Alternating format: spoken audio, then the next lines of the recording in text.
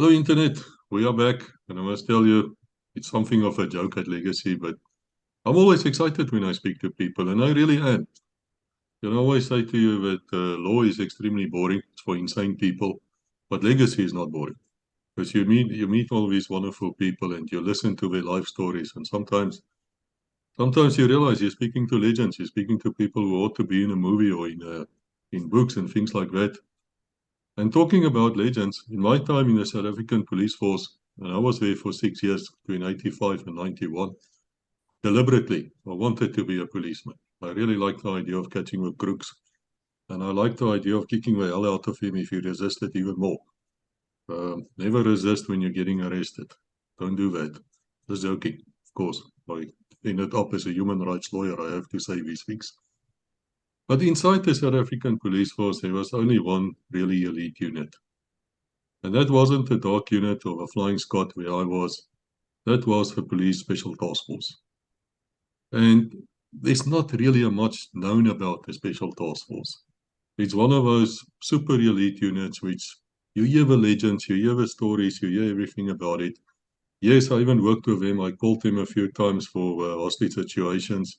Then we moved back. These guys arrive, normally dressed in camos, uh, bulletproof jackets. That was something else.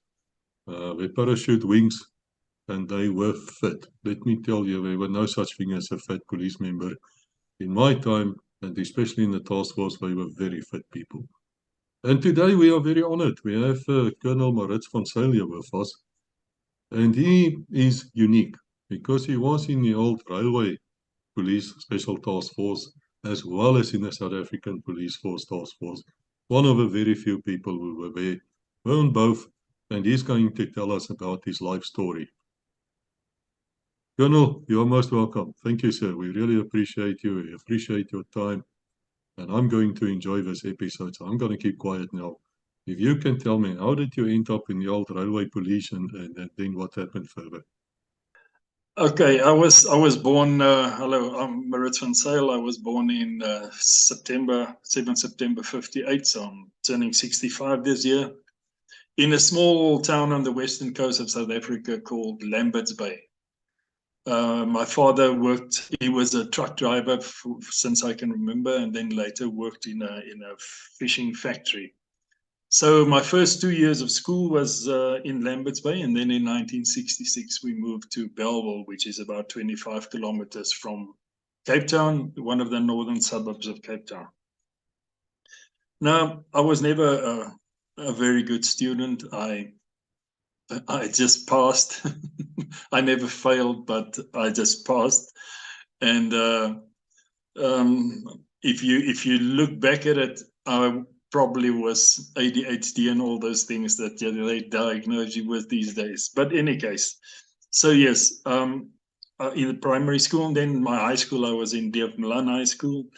But yeah, I wasn't a good student. So I had friends. I had 4 friends. We were not in the same school, but we were more or less the same age. So we were the friends, and they all had motorbikes. Now we were too poor to get motorbike. I couldn't get a motorbike. So in the middle of standard 9, which is grade 11, I asked my mother one day, if only I had a motorbike to study for, then I've got something to study for. What a stupid excuse, but never mind. She didn't fall for it. Her answer was, your dad said, if you don't want to be in school, you mustn't waste his money and you must leave. Well, all my friends were out of school already. 2 of them were in the South African Railway Police. My sister's boyfriend at that stage was in the South African Railway Police. So where would I go? I went to the South African Railway Police. And one good thing at that stage, the South African Railway Police were paid more than the South African police. So one of the reasons I started off with something like 180 Rand a month, and I cleared about 150.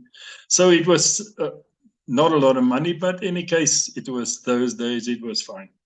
So during my time in this railway police, I was there for 11 years. before we amalgamated with the South African police. And during my time, I worked in a few places: Bellville, Cape Town, Salt River, Table Bay Harbour. And very interesting, for those who follow rugby, I worked with the father of Ibn Etzebeth, the current lock of the Springboks rugby team.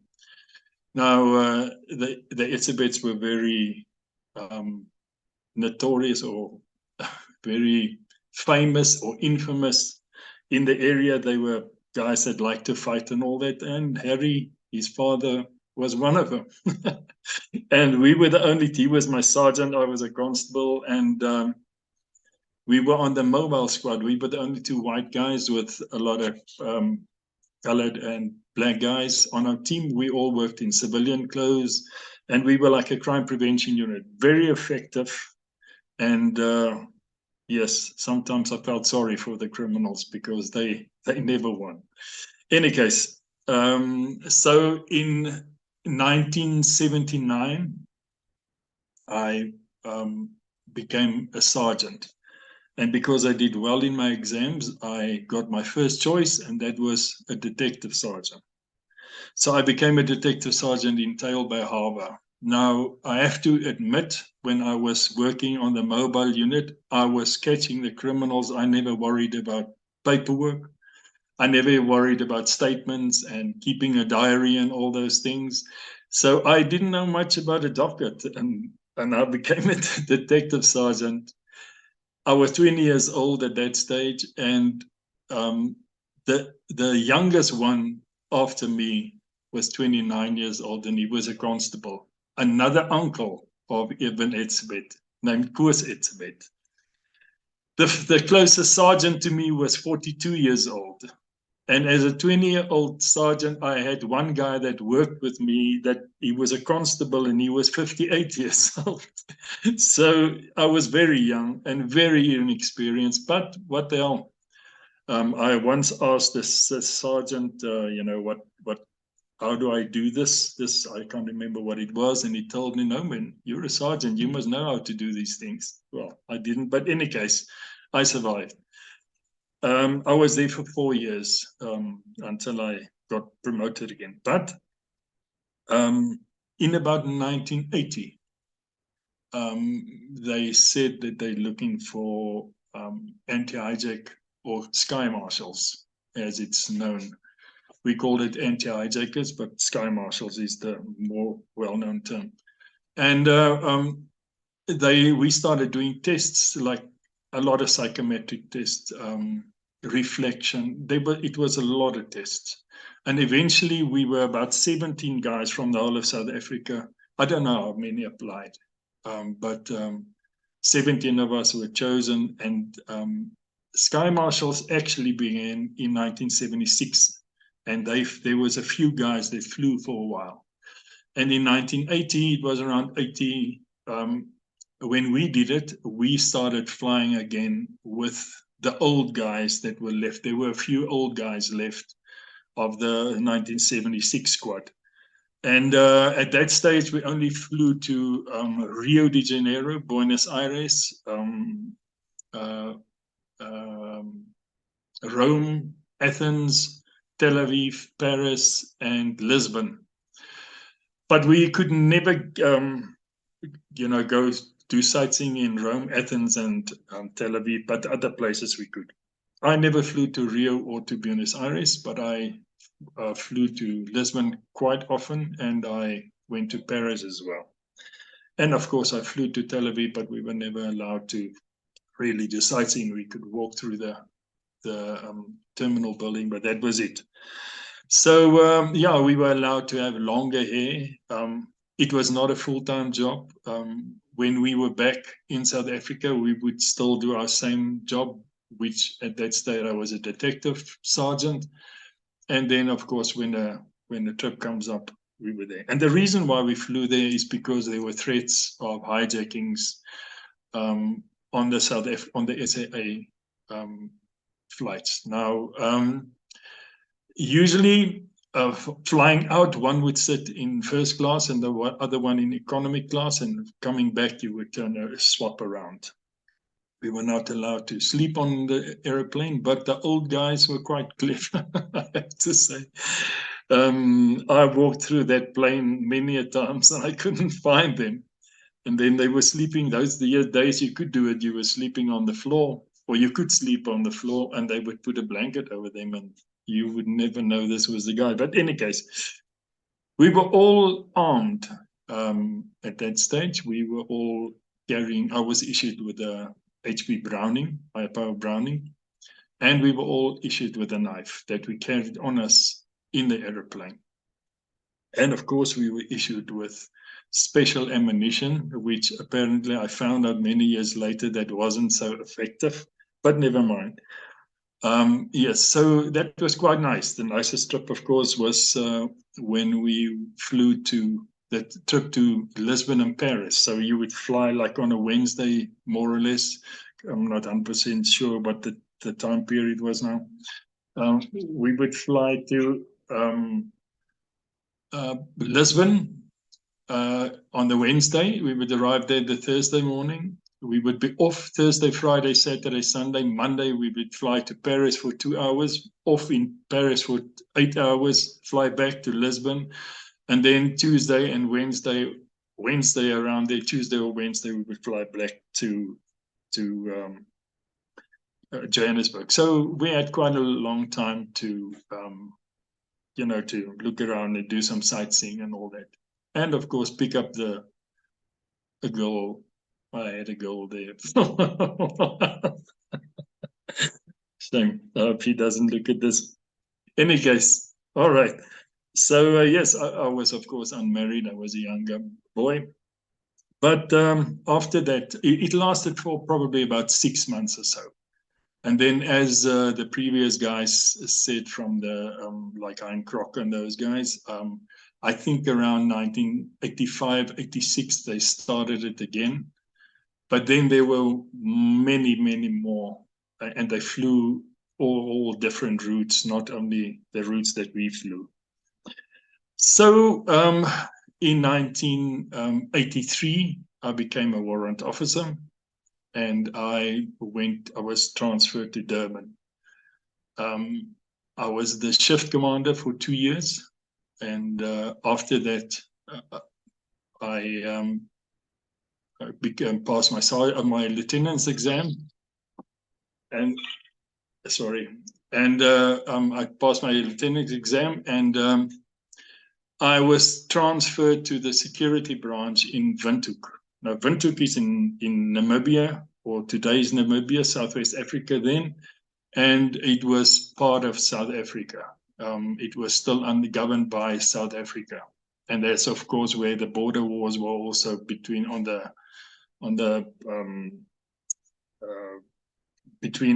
the Angola and South Africa on the border there. So I was there in the security branch from I think it was May 85 until October 86, when the railway police and the South African police amalgamated. Well, forcefully amalgamated. We had to amalgamate. Just the interesting thing, if my memory serves me correctly, I think in the railway police we were only about just over 6,000 members in the whole of the railway police. And I don't think we were 200 officers. I think we were very, very few officers in the railway police. So in October 1986, we got a choice. I could stay in Namibia and become part of Southwest African Police, or I could move back to South Africa. Although I'm from Cape Town, I preferred to move back to South Africa, and I was sent back to Pretoria. Now, they had regional head offices, so I worked for the first bit. I worked in the regional head office of the railway police. Now, I can't remember what I did. A lot of paperwork, nothing that I liked, but what the hell I had to do it. And then, but just to go back to Namibia. Now, Namibia was although a very developed town, it was very rural in its way, sort of, those days. Like a lot of shops like Pupkewitz and Wekker and Fuchs and those places, they would close over lunchtime period. Shops would close over lunchtime period, so it was boring. It was boring to do that. There was not much to do. Well, I thought, and I decided, well, one Sunday I had to find something to do. I even went to the library, and that was closed. So I ended up started doing parachuting. I joined the parachute club in Windhoek at Eros Airport, and I started doing parachuting. Now, those days, you couldn't, your first jumps were on round parachutes. You could not do jump square parachutes. You first had to do 30 round parachutes, jumps, and then you could convert on the square parachute, and then from then on you could do square parachutes. But I jumped round by the time I was there. Luckily, then sometime, I think it was beginning of '86, there was a Namibian championship for the guys that wanted to go to the South African championships, and there was a category, junior accuracy. So we were 9 participants, and I won it with a Civiac, which is the guys that know parachuting, they will know it's an old round parachute. So yeah, I won it. Any case, not that it meant anything, because at the SA Champions, I was smoked by the guys with the squares, but never mind. Yeah. And another thing I started in Namibia, I played baseball and softball. Now, it's not a very well-known sport in South Africa. There's not a lot of participants in it, but I played softball and baseball. I think in the summer we would play softball, and in the winter we would, baseball, and in the winter we played softball. I was not too bad in it. I think the photographer of the one paper liked me because I was in the paper quite a few times for the sport. But any case, yeah. And another thing I started doing there was scuba diving. Now, can you believe it? I grew up in Cape Town. I grew up very close to the ocean my whole life. And there in Windhoek, where there's no water, the closest sea is about 450 kilometers away to Swakopmund, I started doing scuba diving. And my first dive, and I know people that knows diving today will say I'm lying, because if you do your first dive, you're not allowed to go deeper than 18 meters. My first dive was in the Otjikoto Lake, 30 kilometers from Tumep. Now, the Otjikoto Lake is very deep. If I can remember correctly, I might be wrong. The first ground at that stage was, if I can remember, was something like 40 meters. Now, a guy that we never did our first dive to 40 meters, we just went down on a short line. But eventually, when I was still a one-star diver, I reached 40 meters. Almost drowned because I didn't have a buoyancy compensator. It wasn't mandatory those days, so I was like a frog jumping from one puddle to another puddle of mud. But in any case, survived it to tell the tale. Now, for the people that doesn't know the Otjikoto Lake is a sinkhole about 30 kilometers from Tumep in Namibia today. And in the First World War, the Schutztroops, troops, the Germans, they were occupied Namibia, and when they lost, they fought against the South Africans, and when they lost, they threw all their armament into the Otjikoto Lake. Now, most of the armament were lying at about 52 meters. Now, the guys would always dive to the cannons. And in 1981, before I started diving, they salvaged some of these things and they restored it, and it's today in the Tumep Museum, some of these. But some of the armament stayed behind.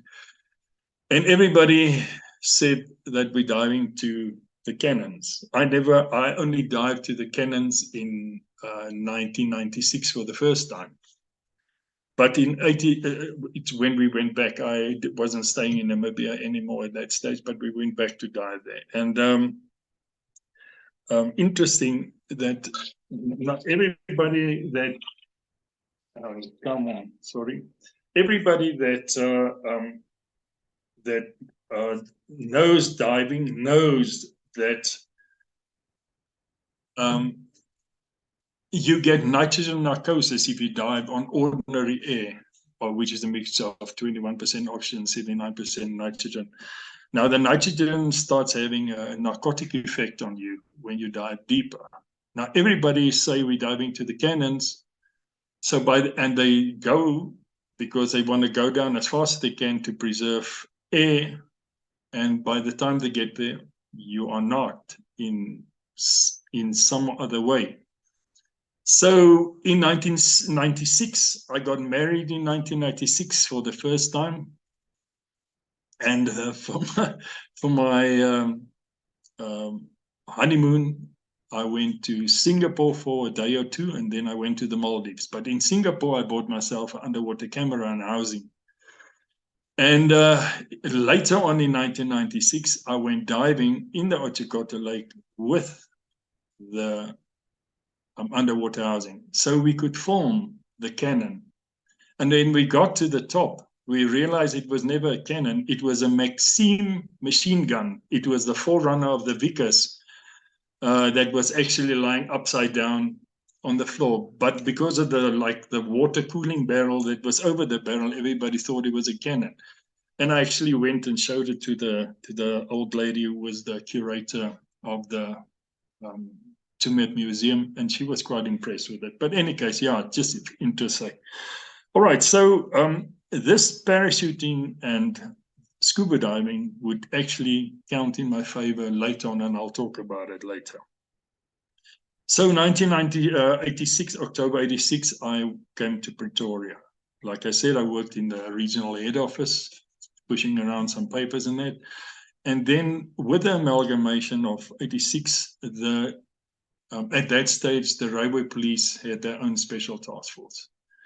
They had a captain as their commanding officer, and then they had a few lieutenants as operational officers. So one of the captains and one of the lieutenants went over to National Intelligence Service. So, of course, it's impractical to hold a selection just to get a captain and a lieutenant. So they took the most suitable people in their minds for those posts. So me and a captain who was an instructor in the Railway Police College for many, many years, very respected guy. We went for interviews, and they probably chose me because of my skydiving, scuba diving, all the things I did. I don't know what criteria they used, because the Railway Police Special Task Force some of them did parachuting, but parachuting and scuba diving was never part of their official training. Some of the guys did it on their own, but it was never part of their official training. It was never part of their course that they had to do to be a member of the South African Railway Police Special Task Force. So I ended up there. The captain became the commanding officer, and I was one of the operational officers. So that's my first time I worked on airplanes. I started exercising with the guys. We did a lot of training. I have to say there were some very, very good people, very competent, very capable people. And when they say that it took 4 seconds to get all those guys in the airplane, it was true. I saw it with my own eyes. And yes, so, but even before I joined the Railway Police, I knew that I heard of the South African Police Special Task Force, and I wanted to join them. So in 1987, I went to the South African Police Special Task Force officers, and I asked them, but what do I do to join? And they told me I had to do the counterinsurgency course, the tin cursus as we knew it. You had to have that before you could do the selection. Of course, I was in the Railway Police, I didn't have it. So I made sure that I was on the next tin cursus. So that same year I did the tin course and I did the riot control course, just because it was there. Those years I was like a dog that was chasing a car. I wanted to go on all the courses and I want to get all the knowledge I can. And yeah, any case. So while I was in the Rugby Police Special Task Force, I did my counterinsurgency course. I went and did my riot control course. And fortunate, because I was there, we were always had a very good standing and very good relationship with the South African military. So I was fortunate to go and do 3 medical courses at 7Med. Those years it was 3. I believe it's only 2 today, but the first one was a week, the second one was 2 months, and the third one was 2 months. Of which we worked in hospitals for 2 weeks on the second one and 2 weeks on the third one. Me and a guy, I don't know if you would like me to mention his name, very, very capable, very competent guy, very fantastic guy, went with me. And we did all 3 the courses. We were there with quite a few reconnaissance regiment guys from the military. Very nice guys. We all got along very well. And of course, we learned quite a lot. So in May, in the beginning of 1986, we were told that we had to now do the South African Police Special Task Force selection course. Now, there was a lot of animosity. A lot of people felt that why should I do the course? We did a selection course already, and I can understand why they felt that way. But that which I know, there were, to give you an example, there were 5 South African Police Special Task Force guys that wanted to join the reconnaissance unit. And all 5 went, and all 5 made it, and all 5 became operators. I think except the one he left before but he passed the selection course and all those things. But they all went. I mean, everybody in any special force would say, but you will not accept a guy to come into your unit, never mind where he comes from, if he doesn't do my selection course. Now, if any reconnaissance unit, or recce's as they're called, if he wants to come into the special task force, he has to do the selection course. All the South African Police Special Task Force guys that wanted to become recce's had to do their course. So unfortunately, that's how it works. And all right, so I'm not 100% sure about the figures, but I think in the Rugby Police Special Task Force at that stage, there were 48 people. And 18 of them decided, okay, we'll do the South African Police Special Task Force selection. Of course, I was one of them. Hein Crocker, that was on your show a few weeks ago, he was also on it.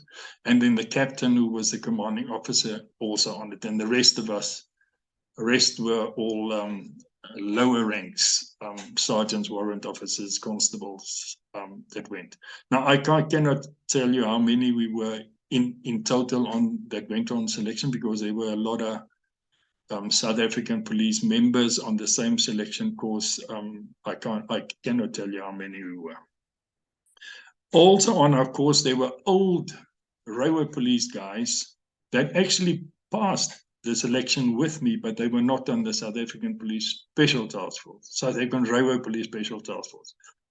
But they were in the railway police. They were actually about 2 on my selection, 2 that also passed it. But they were ordinary, just station policemen, like, if you can put it that way. So when we started, I think it was beginning of May. I was 29 years old at that stage already, so I was quite old. We started the selection course. Now, the first thing you usually do is you do the fitness test, which consists of a 5-kilometer run, pull-ups, push-ups, sit-ups, shuttle runs, and so forth. And then we went to the swimming pool to do some swimming and all those things that go with it to test your water, whether you're scared of water or not. And then afterwards, they took us to the rugby field, and there they stuffed us up for a few hours.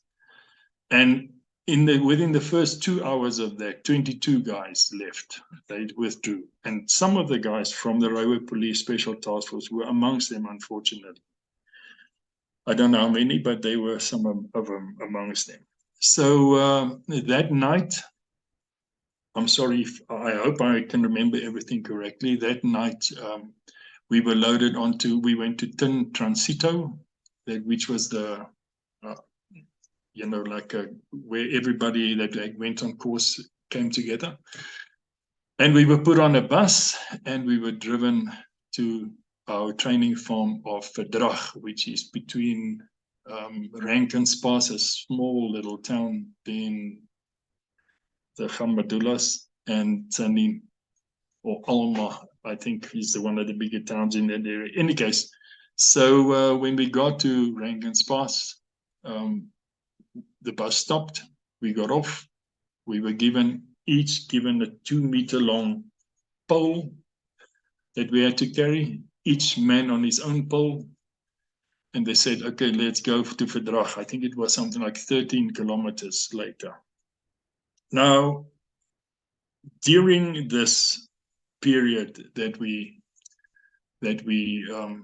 walked with the pole, I was always told never be in front and never be at the back, because you get too much attention. So I was always sort of in the middle here. And there were 2 instructors that stopped next to me and they gave you trouble. I mean, they gave you a lot of crap. They would tell you, yeah, you won't make it, you're too soft, and wah, wah, wah, all those things. And I had a terrible temper those years, unfortunately. And I stopped. I told them, I hope I can swear if you don't mind. I told them, fuck you. I dare you to throw me off this course. Fuck you both. And I put the towel on my shoulder and I started running with it. And and I'm sure they tried very hard, especially the one guy. But, well, I endured. In any case, so during the night, we started coming in drips and drabs at the training farm Verdrag, which was later called Waterval when it became our property. At that stage, it was just a part of the police farm, and it wasn't an autonomous place for the Special Task Force. And of course, if you got there first, you could catch a little bit of nap, because it wasn't the fast bait yet. It was just part of the beginning process. But as soon as everybody was there, the PT started. I mean, I can't even remember all the things they did, but you went through quite a thing. A lot of PT, a lot of nonsense. Any case, so I think it was the same morning or the next morning, all the members of the South African Police Special Task Force that were left on selection, except for me and a guy called Ter Blanche. They all left. No, I didn't talk to them. I didn't know why they left. Although units like this is very buddy system, but in the end, you are on your own when it comes to making decisions and whether you're going to stay and whether you're not going to stay. So I was adamant that I would make it. I mean, I told the instructors, fuck you. I would make it. And so I was adamant I was going to make it. I never, and this is not, I'm not trying to be arrogant here, but never in my mind did I think I was not going to make it. I was adamant, I was fit enough, I knew I was going to make it. I never doubted myself that I was going to make it. So the guys left, and later on I heard that they felt they were discriminated against.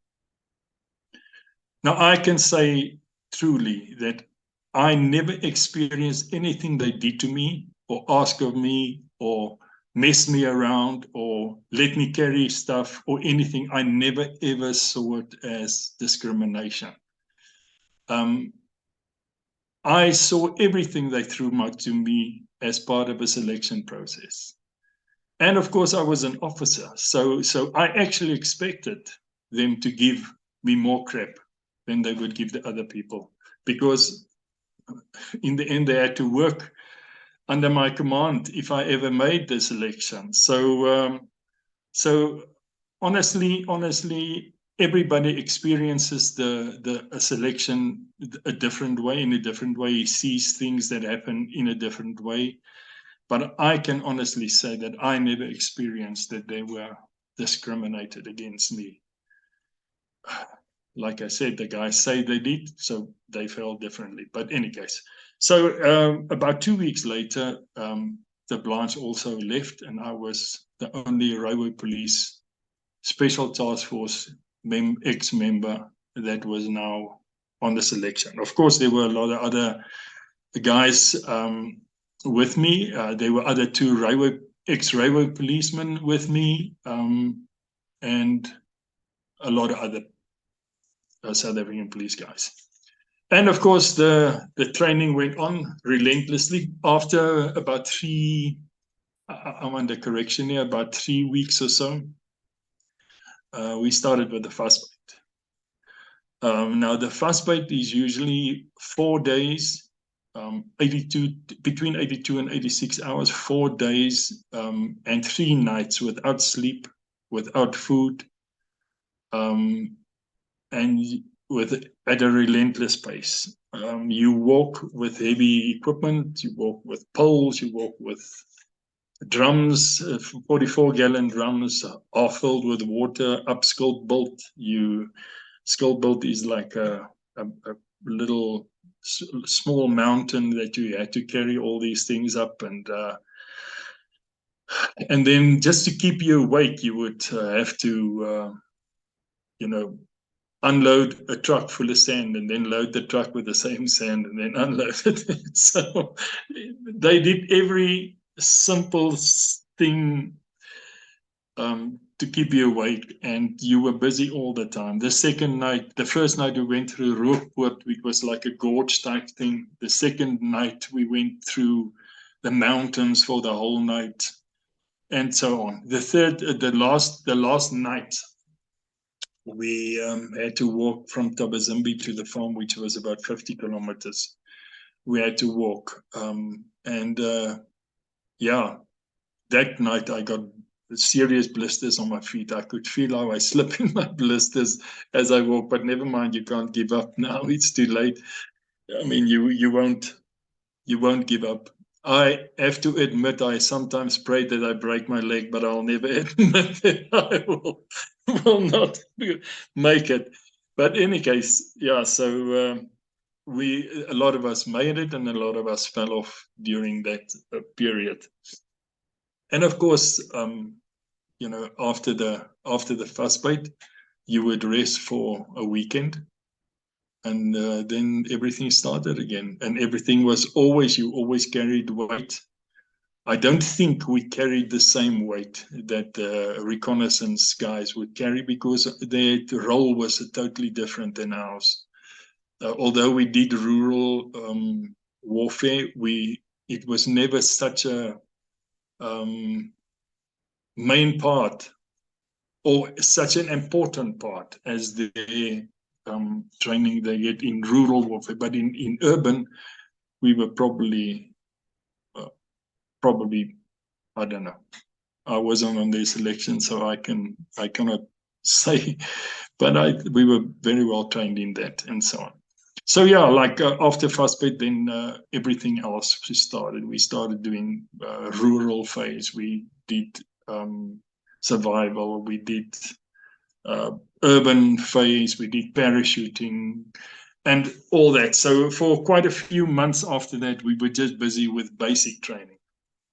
So one of the things we had to do, we had to walk 101 kilometers starting at 12 o'clock the afternoon and finishing the next morning 12 o'clock unsupported. But I mean, at that stage we were so fit. I think it didn't matter what you threw to us way. I mean, we would do it. We would finish it. At such a late stage of the selection, the only way that a guy goes home is if he can't cope with the information that was learned to him. Like if he can't, if he struggles with urban, he would be sent home. If he struggles with rural, he would be sent home. But fitness-wise, I mean, you are so hard and so tough, if I can put it that way, that nothing they do can throw you off. I mean, I was arrogant. There was a one PTI. He was one of the first instructors that first night that I told to fuck off. I hope he doesn't mind if I call his name Jannie Stein. He was the selection just before me, and he was the PTI on our course. And my number was 99. And every now and then he would like to pick on me and say, "Damn!" No, he was a constable and I was a lieutenant, but you're just a number, you're nothing. So he would say, "Come, number 99." Then I would say very sarcastically, "Yeah, Constable Stein." Then he says, "Oh, but you're arrogant, yeah." I say, "Yeah, Constable Stein." Then the poor guys were all cut off again. The other guys later on asked me, please, to keep my mouth shut because they also had to get the same straf PT as me.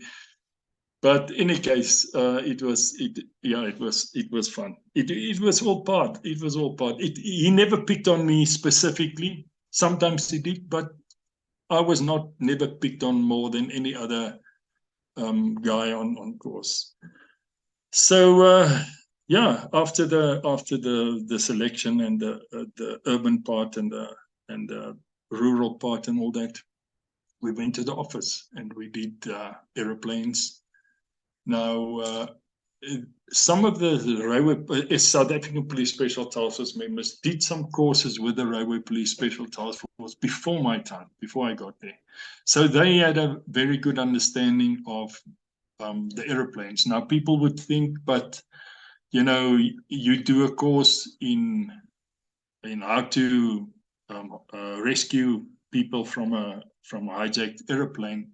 How can you now present a course? But if I can say, 3 guys of the South African Railway Police Special Task Force went to GSG 9 to learn it. They did a course there, and they came back with the knowledge and they applied it here. And 3 went to Yamam in Israel, where they learned did a course there, and they came and applied there. So we were exactly the same. We learned from the South African Railway Police Special Task Force in how to do hijackings of aeroplanes, and they taught it to us. So in the part of the selection actually was also the parachute. In those days, like I explained earlier on, we had to do round parachute jumps. We never had squares. The only guys that had squares were the sky guards, and that's the guys that did the show jumps and stuff. Now, lucky for me, at that stage when I started selection, I was a advanced diver already, or the old South African Underwater Union 2-star, which is like the equivalent of an advanced diver. And I was also a jump master, parachute jump master by then, because I jumped before I even joined the South African Special Task Force. So, but even I was jumping a square. I had my own square, cruise like those years. But I had to redo the whole course. I had to do at least 2 round jumps to say, because the instructor said nobody comes on the task force without doing round jumps. At that stage, I had 32 round jumps already, but never mind. I still had to do 2. Now, I wanted to show the guys how good I was with this parachute. So we had a packing area. like a few canvases out on the ground in the packing area. And on my second jump, I decided I'm going to land on this. I landed on there, but I fell my ass off. But in any case, but I landed on the canvas. In any case, so from then on, I could jump my square, and I could help with the other guys because I was a fairly experienced skydiver at that stage. So yeah, after the selection, and all the other phases, the buses, we never did trains then yet. We did aeroplanes, we did buses, we did buildings, abseiling, anything that goes with the selection we did. And then those years, part of your initial training, it's not like this anymore today. They changed it. We all had to do scuba diving training, and we all had to do parachute training, and I'll talk about the parachute training a little bit more just now. And we all had to do explosive training, 6 weeks explosive training. Now the parachute training, what I'm talking about is those years to qualify for your wing is very close to what the bats were those years. We had to do 15 parachute jumps, of which 5 had to be free fall. Then later in the, I would say, I'm not 100% correct, late 80s, early 90s, we started doing kit jumps. Because we said, we parachute qualified, but we are not qualified to jump into an area, because at that stage we were responsible for if there was ever a hostage situation in any of the embassies in Africa, for that matter, we would have to do it. And one way of getting there is by parachute.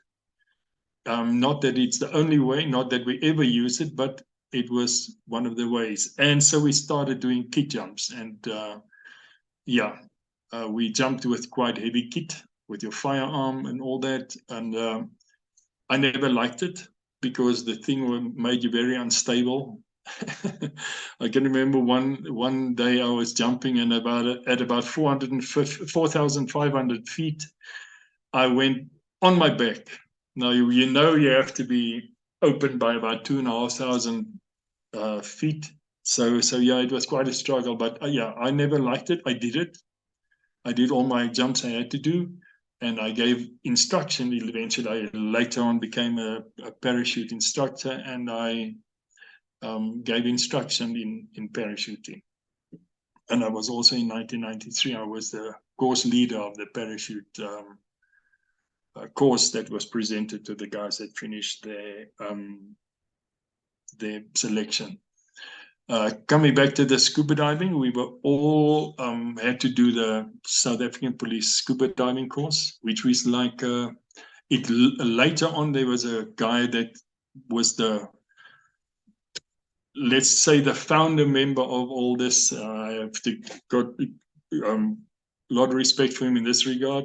He put diving in the police on the map. He had it approved by the Department of Manpower, so we all became qualified commercial divers, class 4. There were never a class 4 those years, and they created a class 4 for emergency diving. They were only class 3, class 2, and class 1. Where class 1 was a saturation diver with mixed gases and all that, and so on. Now, if you wanted to become a diamond diver, you had to, dive for dumps, you had to be a class 3. But we were all eventually class 4 emergency divers. We all had to do that. And and then, of course, the explosive course we had to do, it was a 6-week course. And we all became inspectors of explosives. So we all were issued a red card. Now, that didn't mean we can just inspect armory, or not armory, explosive depot. We were all trained to disarm bombs, improvised explosive devices. We were all trained to dismantle improvised explosive devices. We even had to build explosive devices to each other, of course, not with explosives. We used like a lawn copy. It's like a thing that just makes a big bang, but never, there were no, it's not like a cracker where it's got like straight shrapnel or pieces of stuff lying around. It just made like a flash device in a little plastic cap, and it just made a big bang. And I can remember we had to build bombs for each other. And the one, you build bomb and then you give it to your friend and he has to dismantle it. And one of the guys that I gave my bomb to was Stiggies, a very competent, very clever, very competent guy. And he was later known as Jan Bom. That was his surname. I mean, his nickname. And he ended up in the explosive section as well. I made mine with the anti-lift, with a tilt, and with a teenpriemskakelaar. Now, I don't know what the English word for teenpriemskakelaar is, but it's like if you cut into a box, then the charge goes off. If you cut in with a metal blade into a box. So, needless to say, I'm not going to explain the whole thing because I don't want to get this information to everybody that should know it. But in any case, as he cut through it, he did something wrong.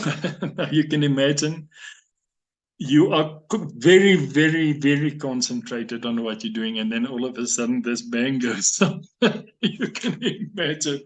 But in any case, yeah, it was fun. We had a lot of fun with it. And then, of course, you go to the farm and you make bombs and the story that you make a shape charge out of a brandy bottle, it's true. You can do that. Yeah, so that's what we did. Yeah, is there anything you want to ask me while I'm thinking of what else to tell you? I want to tell you a story, actually. I was in Walfish Bay, I think in 1990. We were there, part of a police contingent. I don't know why. Namibia was independent. We got stuck in Walfish Bay. So we sat there under the command of a Captain Roos. Now, Captain Roos definitely was in the task force because he was wearing the wings. You probably know him. Wonderful fellow. And so one day, Captain Roos, I don't know if he's still alive, probably retired as a colonel. And if he's alive, hello, sir, I'm glad to have served under you. He decided he's going to destroy a whole bunch of old explosives or something. And he said to me, or to us standing around there, he said, look, I'm going to place these charges in such a way that this vehicle we were playing with, a part of it is going to come loose and it's going to hit a conca, which is a drum about 200 yards further. And I must have looked very skeptical. He said, well, I take a bet with you. And I said, you answer. And sure as God, he went and he laid his charges there. And we retreated back to the Casper, sat inside the Casper. They shouted these things we do, set it off, one hell of a bang. I looked up and I see just a little bit of a stop strip. That's like a dust bowl. And the next one, it just knocks that conca onderste. And so I lost a case of beer. That's the first thing I want to tell you. The second thing I want to tell you is the task force had like a secret base very close to Walfish Bay. I don't know if you've been there. It's like on a fountain. I will not be able to find it again. I don't know. I drove a guys there with a Casper once. I think they were there for that 101 kilometer march over. And this is through the deserts of Walvis Bay. If you guys don't understand what I mean here, man, you step into the sand this deep, even if you're not loaded. And the one guy said to me, he said, look, just help me with my rucksack. I mean, and he walked away. And so I tried to pick this thing up. Almost sat on my ass. I almost couldn't lift that thing, which I were walking with. That's just fantastic people. So that's my two pennies worth of observation here. I've got a lot of other questions, but we're listening. Yeah, the base you're talking about is Louwberwil. It's in the Namib Desert, and it belongs to the South African Police. You're correct. And in 1989, with the election in Namibia, they were scared that if anything goes wrong or the result wasn't what was expected, that there can be a hostage situation. So a lot of us were lying there over that period. Were lying in Lobel, in case something should happen. Luckily, nothing happened. We had quite a fun time in the off days while we were waiting for the things to happen. We were divided into very small teams of 4 and 5. Yeah, and we had a lot of fun actually. In any case, I knew the diver. His name was Zorro. I knew the diver at Walvis Bay, the railway diver, and he borrowed us some kit, and we went crayfish diving. So, okay, but I won't go on in that because there were some censored things that we did. So, yeah, and the charge you're probably talking about where he hit the 44-gallon drum was a platter charge, where you put something in front of explosives and you use it as a platter. Let's put it that way. All right. So, of course, in the 9-Day War in 1989, you know about that, where Kufut was involved, where after the supposed to be a weapon, it was now the end of the war and all that, and Kufut was forced to put their guns away and all that. And then I think it was the 1st of April, if I can remember correctly. I'm not 100% sure. Hundreds and hundreds of ex-terrorists then, planned fighters, SWAPO planned fighters, came over the border, armed to the teeth. And some of our guys that still did, or some of Kufut that still did patrols, picked up these spoors, and they followed it, and they had contacts. But this time it wasn't 2, 3, 4, 5, 6, 10 guys. It was like 30, 40, 50, 100 guys that would have an ambush. So the fight escalated something serious. So a lot of the vehicles were shot out. Some of the people, some of the members died, and they decided to send a lot of vehicles up. I think we were probably about 30 vehicles or something, Caspers and Blesbokker, that went up. They were all old ex-Kufut guys, and there were, I think it was about 14 of us. I'm not 100%. I was with the first contingent that went up. It took us about 3 days to get there. Yeah, so when we got there, we were put into to certain teams. I was fortunate to be with a guy called Johan Bosch. Now, Johan Bosch was an ex-Special Task Force member, and he was the team leader of Zulu Kilo, which was one of the teams there. And I worked with him for quite a while. And yeah, it was quite interesting. Just the interesting thing, anybody that worked with the Uvambus and the Bushmen and all those guys, they don't accept you very well if they don't know you. They, when we were introduced, they said, okay, I was a lieutenant at that stage still. This is Lieutenant so and so and so and so, and this is Pete so, and this is whoever. And they said, Johan said, and he's a medic too. Okay, so everybody just looked at me, no expression on their faces. So we went to the bush. Nobody was interested in seeing me. They would go to their medic or whoever could help them with whatever they had. And so on. And the next one, the same thing happened. The next time we went to the bush, nothing, they were not interested in asking me for any help. And then one day while we were deployed, we went to a base called Italy. I don't know if you've heard of it, Italy base. And there was a medical doctor at Italy base. And I went to him to replenish some of my medical kit, or something that I didn't have, or something that maybe expired. I can't remember the real reason why I went to him. And while I was in his office, one of my team members came in, and he had an abscess in his groin area. And I asked the doctor, but can I drain the abscess for him? The doctor was, I think, too pleased not to have to do it. So I did it. So I drained the abscess for him, and the way I was taught and all that, and right. So off he went. The next time we deployed to the field, and there was a medical parade, man, they were standing in line for me to help him, because now I'm the doctor. So unfortunately, you had to prove yourself with these guys. They don't just accept you. But in any case, in the field of medicine, they were happy with my abilities. Luckily for us, we never encountered any contact in the time that I was there. I was there for 4 months.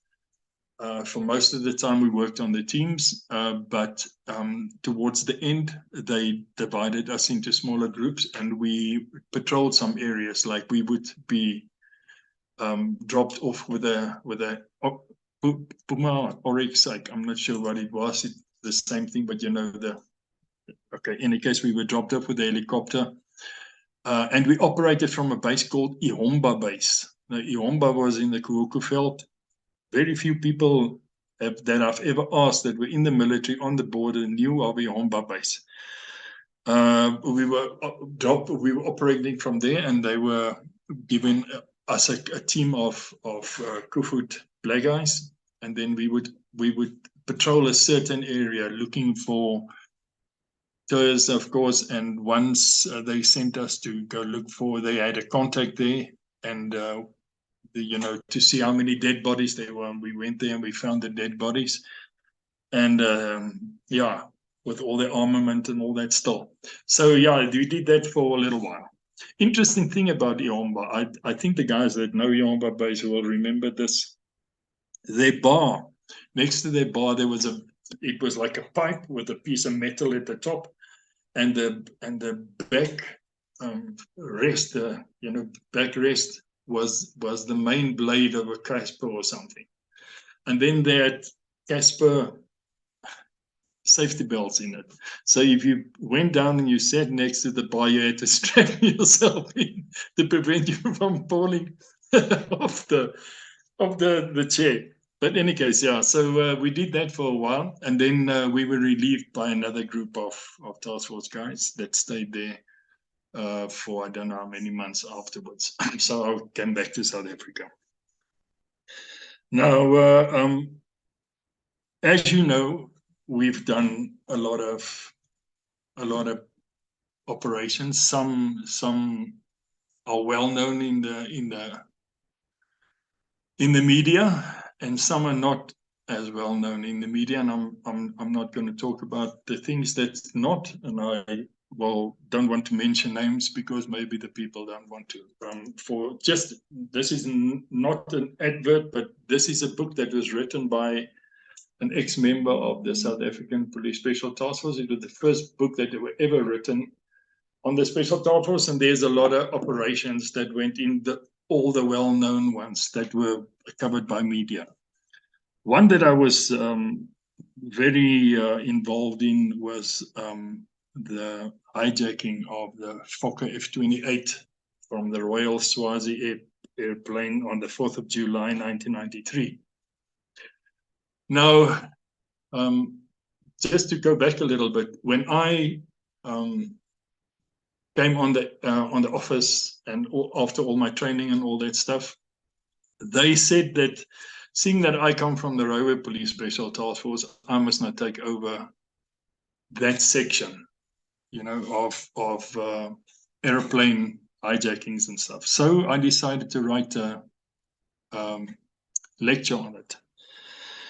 Now, the only lecture material I got, no, I don't say that was the only thing that was there. I can only say that was what I got.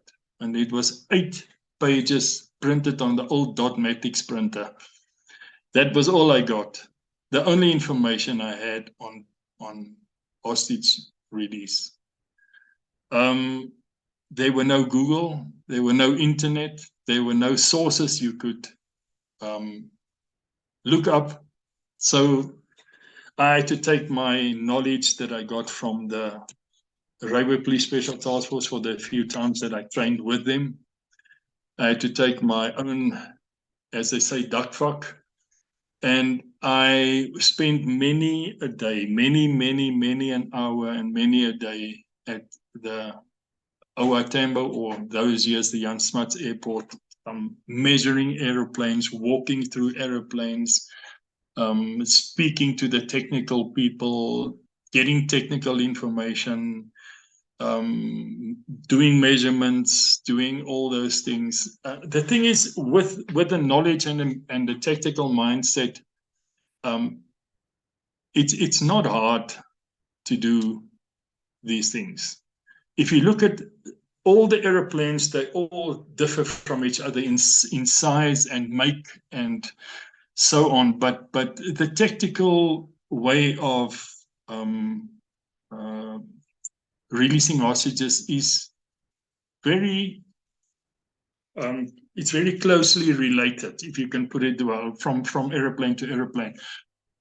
There's a few things that does exactly the same. Like I said, it's just the characteristics of an aeroplane that differ from each other. So I went to every single aeroplane that was landing in South Africa at that stage.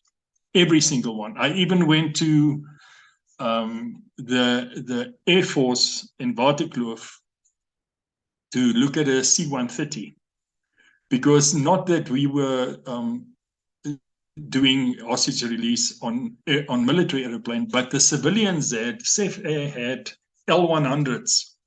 Now, a L100 is very much the same as a C-130, Hercules C-130. So I could get all the information I needed, for an L100. I even went on a Russian Illusion airplane. I'm sure you know what that one looks like. But in any case, so I luckily wrote a lecture on the Fokker F-28, but I've never presented it to anybody. So maybe I'm wrong, but I think that night I was the only one that really knew what a Fokker F-28 looked like by the time we had to do the hostage release. Now, what happened there was it was a guy that hijacked the airplane. He smuggled an AK-47 in a bag of dog food onto the airplane. It was a flight from Mozambique, from Maputo, to Manzini in Swaziland. There were 4 crew on board, the 2 pilots and 2 crew, and I think 3 or 4 passengers. I can't remember now correctly. So he wanted to fly to Australia, apparently. Then they told him, but he can't fly to Australia because the airplane can't go that far. And then he said, oh, right, he wants to fly to Mauritius. And they realized they had to refuel. So they flew to Johannesburg, Jan Smuts Airport to refuel.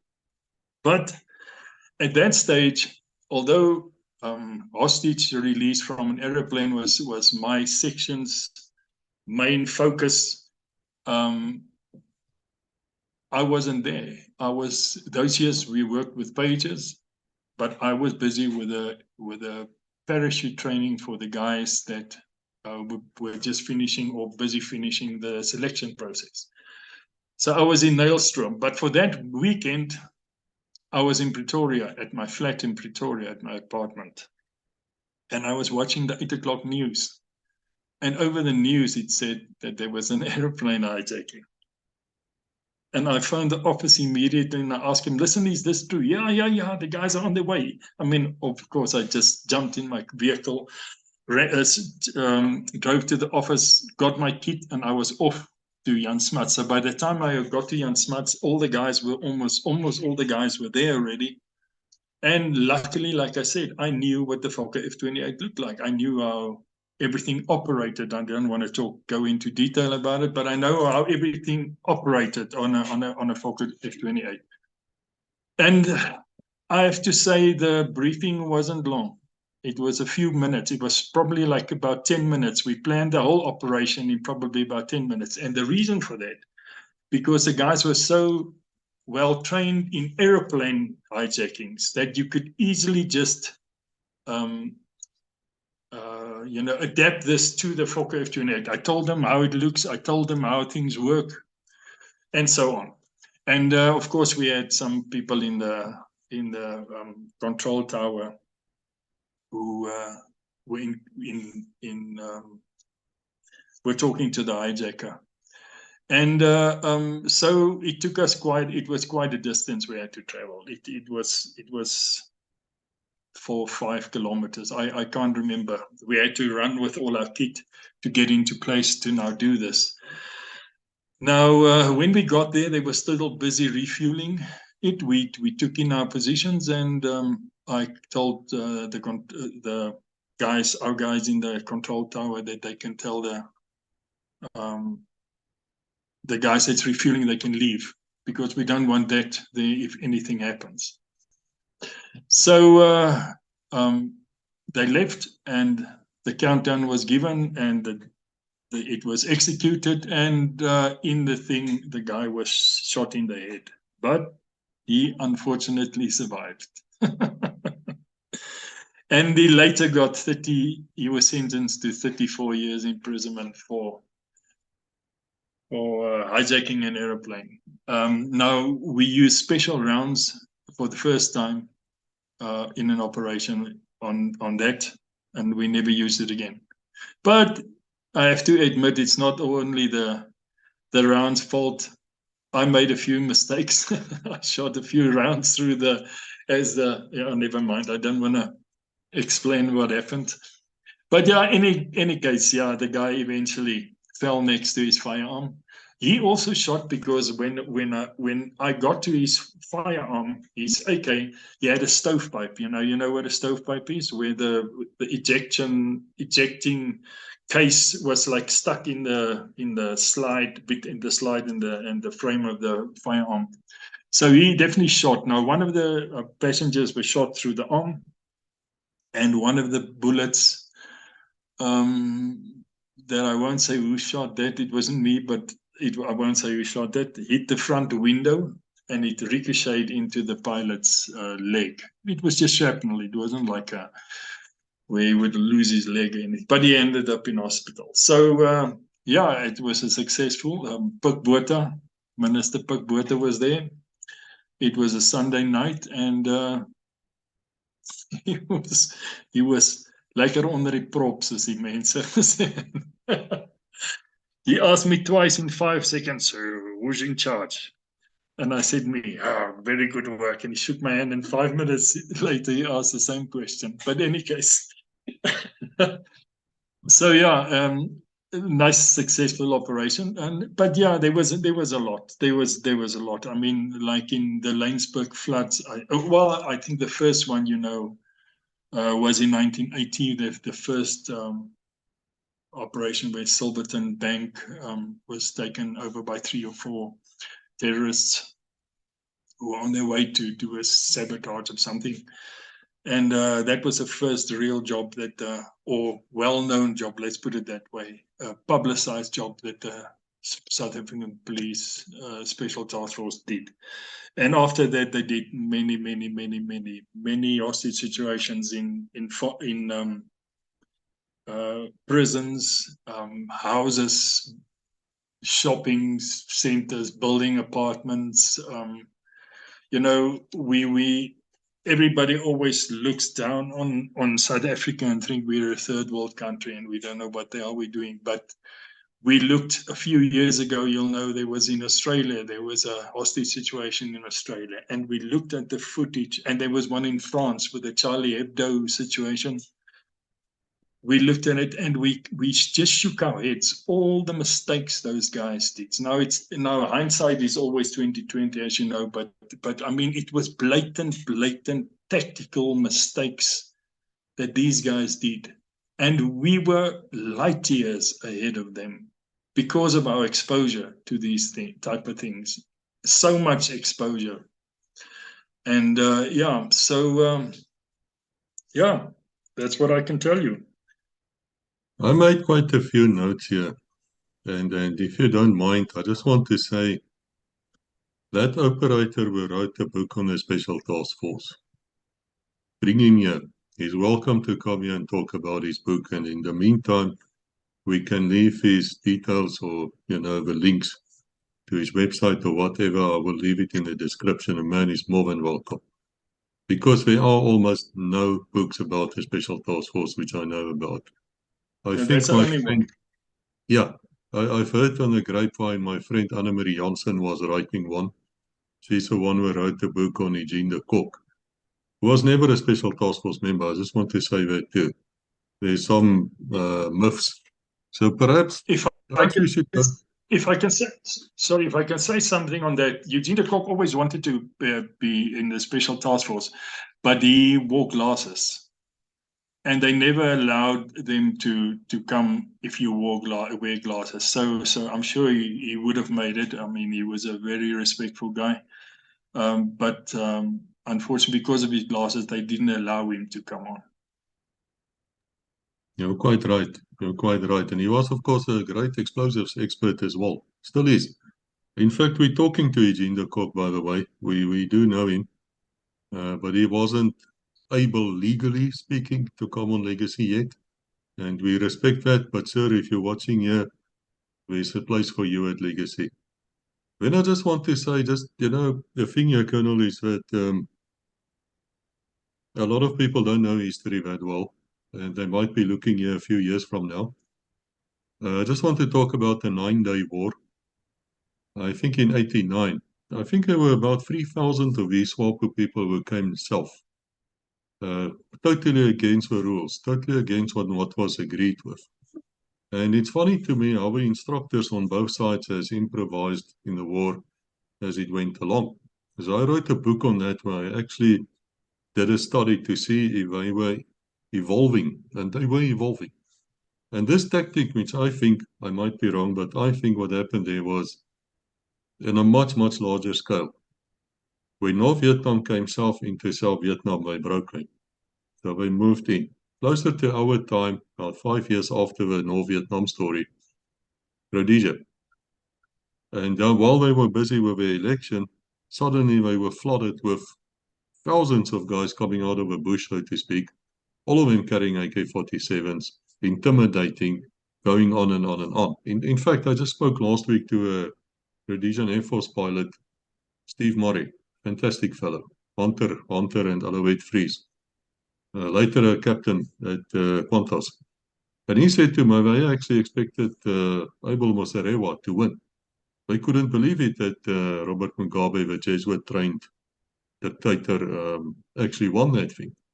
And there's a lot of people who say won because we could flood the market, so to speak, with all these people who came out of nowhere. And so they tried the same theory. Oh, sorry, my theory. They tried the same tactic by bringing those 3,000 guys over, and then they ran into Kufut. And I lost friends there. Let me say that to you too. Some of my friends from Unit 19, the riot unit, were in Kufut at that stage. There were fantastic bravery going on in that fight. Because for the first time, these guys were not dispersing. And so Kufut attacked them all the time, but they had no air support. And it's not the fault of the SAP. I want to say that too. The SAP was prohibited from actually taking off. I know of pilots crying. I spoke to them, crying in anger because they were not allowed to load the K cars, the gunships with a normal 20 mils and whatever. But at some stage, through Margaret Thatcher of all people, they got released. She was the Prime Minister of England, of course. I like Margaret Thatcher because of that. And now I get to my questions, if you don't mind. Tell me first, what is the difference between a baseball and softball? Because I don't know. All right. Okay. Baseball, the bat is bigger, the ball is smaller. In softball, it's a thinner bat and a bigger ball. Baseball, you pitch overhand, and softball, you pitch underhand. And then there's a few other subtle rules, but that's the main rules. It's also 4 bases, and the same field placing is the same, and all those things. I've heard that the special task force has like a plaque. What do you call it? A plaatjie of a copper plate. At the bottom of a lake. I believe it's the Oog of some place. No, And it's quite deep. It's it's damn deep. Is that true? yeah, it's in Wondergat. Now Wondergat is near Lichtenburg. And it's also Wondergat is a sinkhole, but to the one side there's a cave going down to, I think the first ground in Wondergat is about 36, depending on the water level, is about 36 meters. But then there's a cave going down, sloping down to about just over 50 meters, 54, 50, around there. And around about 52 meters, there's a plaque that was put in there by guys before I joined this special task force. And it said, you've never lived until you almost died, and those who fight for it, life as a flavor, the protected will never know. Now, if you listen to the words and you really think carefully about the words, it is very, very true. And if you experience it, you really have a special connotation to those words. I just want to add another thing that maybe I want to blow my own bugle here, but please bear with me. I always, in around 1991, 92, I always saw the recce's had an operator's badge, and we never had one. We only had the wing, the parachute wing that we wore on the right-hand side of our chest. Don't know why right, but that's how I found it, and that's how we wore it. And that was the only insignia, except for your flashes on your step outs, on your blue uniform that said you were in the Special Task Force. So I came up with the idea, and I asked our then commanding officer, I think, we must start working on an operator's badge. And he told me, no, we're going to look like Idi Amin. That was actually his exact words. We're going to look like Idi Amin. Now, we all know who Idi Amin was. And so that was that. I mean, if the commanding officer doesn't agree with you, what can you do? So a few months later, General Blackjack de Swart, he was one of the founding members. He was actually the guy that sort of started the Special Task Force, which were called the Bliksems then, because they were training on their own, in their own time, and every Monday when they would rock up at work with injuries, the people would ask him, "But the Bliksem het julle nou weer gedoen?" So in any case, he was there, and he just came from a meeting with the recce's, and he asked. There was a lot of officers sitting there in the colonel's office, our commanding officer's office, and he asked. He said, "I just came from the recce's. I see they've got an operator's badge. Why don't you have an operator's badge?" I said, as always, my mouth was always too big. I told him, I said, "General, yeah, it's quite interesting that you talk about it now, because I brought it up a few months ago, and our colonel," and I pointed to him, he was in the office. I said, he said we would look like Idi Amin. And then the colonel again said, "Yeah, we're going to look like Idi Amin."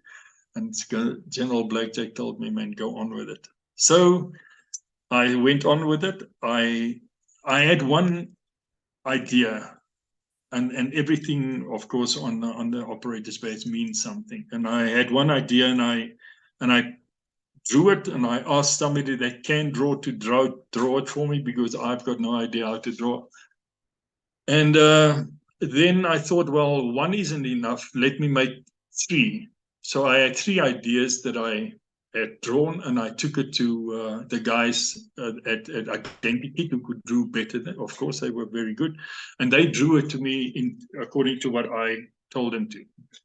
So I took it to the colonel, and of course the general said I had to go on, and he said, "All right, I must present it to the office, to the whole office." So we went to the parade room, and I presented the 3, and then one guy got up and he says, "But nobody else had a chance to give an input. You always get moaners." And guess what? That guy never put in a suggestion. There were one other guy that put in a suggestion. I hope he doesn't mind if I call his name, Karel van der Walt. He also put in another suggestion, and but then they chose my first idea. So that was later made out of brass, and then in 1993, when we got the we all got a commissioner of police accommodation for the hijack we did on the Fokker F-28, and also on the same parade we were presented the operator's badge for the first time. So that was in 1993. And since then we've wore it. We first wore the operator's badge on the right-hand side, where the falcon would look towards the center of your body, and we changed the wing to the left-hand side of our body, like all the people actually wear it. And then somewhere, I'm not sure, I think either the late 90s, early 2000s, the police came out with a big police badge on a red background or something that you had to wear on your right chest. So there were no place for the operator's badge. So they moved the operator's badge to the left-hand side, where it's now on top, above the wing. So, and that's how it got changed now. And now the falcon doesn't look left anymore, it now looks right. So there's a slight difference there. So yeah, so I was a guy that developed and came up with the operator's badge for the Special Task Force. Seems you're a man of many talents. One talent was I was too haragat, and that was not very well accepted, but what can I do? We all made mistakes in our lives. I think that's actually needed. I think it's needed, but I just want to tell the audience here, we are talking, we're going to record a very fascinating guy. I met him, would you believe, in Thailand, at the very old age resort where Rebecca's father passed 3 weeks ago. This guy's there with his wife. He's a pilot. He was in the Royal Navy, a pilot. And he left the Royal Navy at some stage. Wonderful man. And became Idi Amin's pilot. And he was telling me a story there over tea, which I can tell you. I would really love to share it. So our other presenter, Fossi, the hello flight engineer, will record him. You know, I don't know much about flying except that I'm not a pilot. And my late wife used to say to me, sit on your hands, you touch nothing, you think nothing, you don't eject, and you keep quiet. And then she was happy and she would fly. But that was a wonderful marriage until she passed. But I want to go back to the myths, if you don't mind. So in between, we will get to your later life as well. In my time, there was a rumor that the Special Task Force had the Sport Sierra XR8. We were very jealous. We had XR6s. Why did you need an XR8? Please tell me. I cannot remember that we ever had an XR8. We had XR6s, and I had a Ford Sierra LX. Now, I'm telling you, I've never had a personal Ford in my life, but I had two of them. One was crashed, not by me, into a police van, can you believe it? And written off. And then I got another Ford Sierra, and I'm telling you, the way I drove that thing, it's unbelievable that motor lasted. It was an amazing car. Like I said, I've never owned a Ford myself, but it had the same motor as a XR6, but I don't know if it was as fast, but it was way fast enough for me, and it was handled fantastically. And then those cars were always the fastest on the task force. But until the boss, the 2000 Opel Kadett came, and then they were a bit faster than us. So, no, I never know of an XR8 we had, never. Maybe, okay. I don't know. No, that's a good, perhaps it was a special guard to that. Somebody had it. If you people listening here know, please tell me, please correct me. And of course, you started now something with a boss against the GTI 16 valve. Oh my word, I've seen people almost cop the blows about that. But that hijacker you guys shot at the Fokker aircraft, we heard a rumor that when he didn't go down after you double tapped him, you moved him with a rifle butt. Any No, it's truth not in true. that? No, no, Is no. that not true? The shot to the head knocked him unconscious immediately. He fell next to his firearm on the opposite side of the door. He fell next to his fire. He was knocked unconsciously. I actually threw him out the airplane. I thought he was dead. Okay, no problem. And he woke up Now, outside. yeah, he must have been, I mean, you trained so hard and then the bullets just bounce off his head. Then that's what I heard. He had an abnormally thick skull or something there. There's something wrong with him. Yeah. But, Don't know but what they it's a eat good there in thing. Mozambique. Yeah, it's a good thing we talk about this because, we will never betray secrets here. Let me be straightforward to you. We sometimes hold back with obvious reasons. But if you are a future hijacker, I want to tell you, you're going to die. When those guys There's go no doubt. in, they are not aiming to shoot you in the right toe or whatever. They're trying to kill you as quickly There's as no possible. doubt. And they use the weapons to do so. Now, I saw the other day, I didn't look at it because I think it's too liberal for me.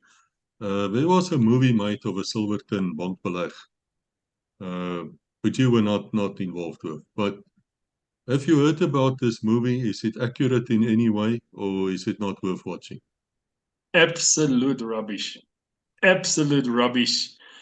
Not even remotely close to the truth. There they make the terrorists out to be the heroes, and it was absolute rubbish. I don't even want to watch it, to be quite honest. But I've heard a lot of ex-task force guys, and they all say it's absolute rubbish. Well, we would like some of them to come and tell us what actually happened there, because the blame problem we have here, and that is what we're trying to combat at Legacy, guys, is once a version is out there, and you as a policeman knows exactly what I'm talking about as a detective as well. Once version is standing, but you don't counter that version in law, then that version is going to stand. And so we have to counter them. So the guys who are involved there at the Silverton bankbeleg, please come and talk to us. I remember years ago when I came to a flying squad, we drove past that and the old guys would say, see what it talk mag. And I used to look at that place all the time. I can see it here in front of me. Now, I also remember you guys being involved with some kind of a mine rescue. That's Can you correct. remember that? What happened there? I, Because I believe they got the silver cross, the police cross for that's bravery there. correct. That's correct. It was Rocky and Stiggies, the same guy that I blew up with my bomb. He got it. What happened there is they were we helped a lot of other police departments if they do not have the specific knowledge that's needed for a specific task, they would use us. And because we were all trained in rope work and things like that, they were asked. I think it was murder and robbery unit, if I'm under correction here, and they wanted to retrieve a body of a murder suspect or as murder as what do you call it, slagoffer. And they wanted to retrieve the body, and they couldn't because it was a very deep hole, way over 100 meters deep, and it was very, very unstable, very unstable. So they asked us to do it. So the two guys went up, they lowered the guys, and they started getting like they were adversely affected by either the temperature or the gas or something, but they became sort of disorientated. So they pulled them up and they gave them gas masks, and they went down again and they retrieved the body of this. And for that dangerous area that they worked in, or the dangerous environment where they risked their lives to do this, they both got the Silver Cross. Yes, that's correct. Well, it's deservedly so. I remember the parade where it was given, and very, very good. May I quickly ask you a technical question here? What's the difference between the reaction force and the special task force? Die reaksiemag All right. teenoor die spesiale taakmag. Okay.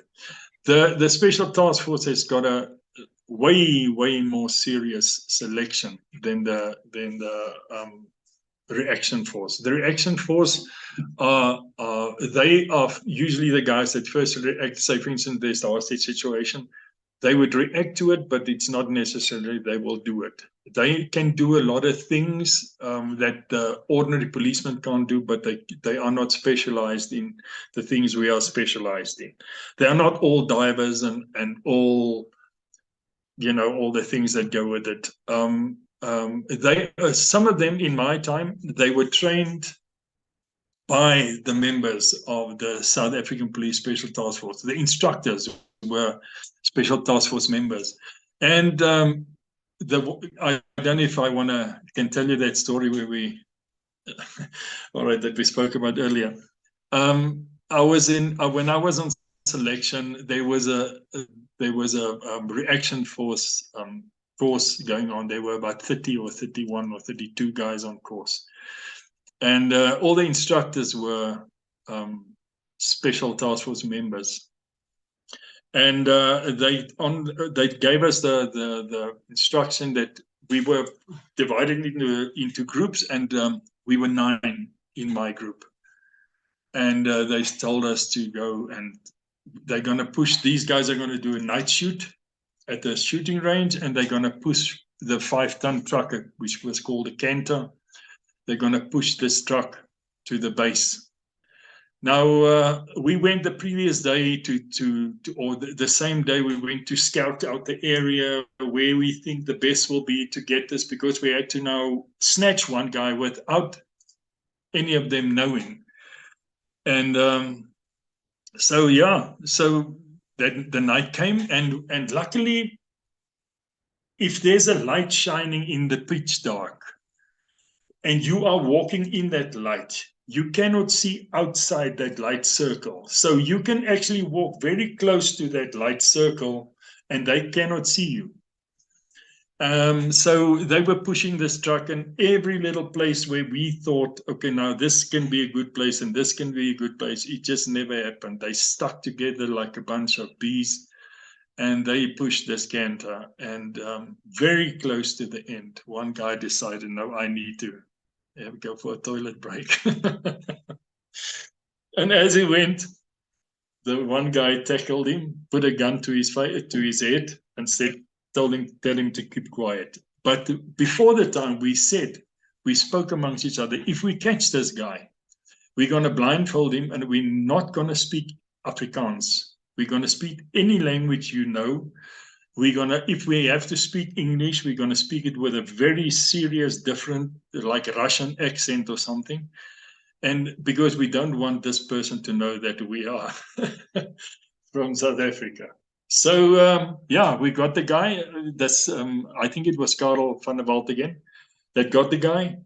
And he put the gun against his head and told him to shut up and keep quiet. And we waited for the people to push the truck further away.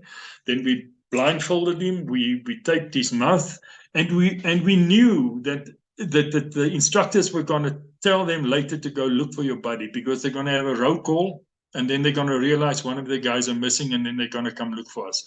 So we knew we can't now run back to our base or be anywhere there. So we went up the mountain with him for a little while, and we sat up there on the kopie and waiting for whatever is going to happen, for the time that it's good to take him to our base, it was on the rural, so we had a temporary base in the bush.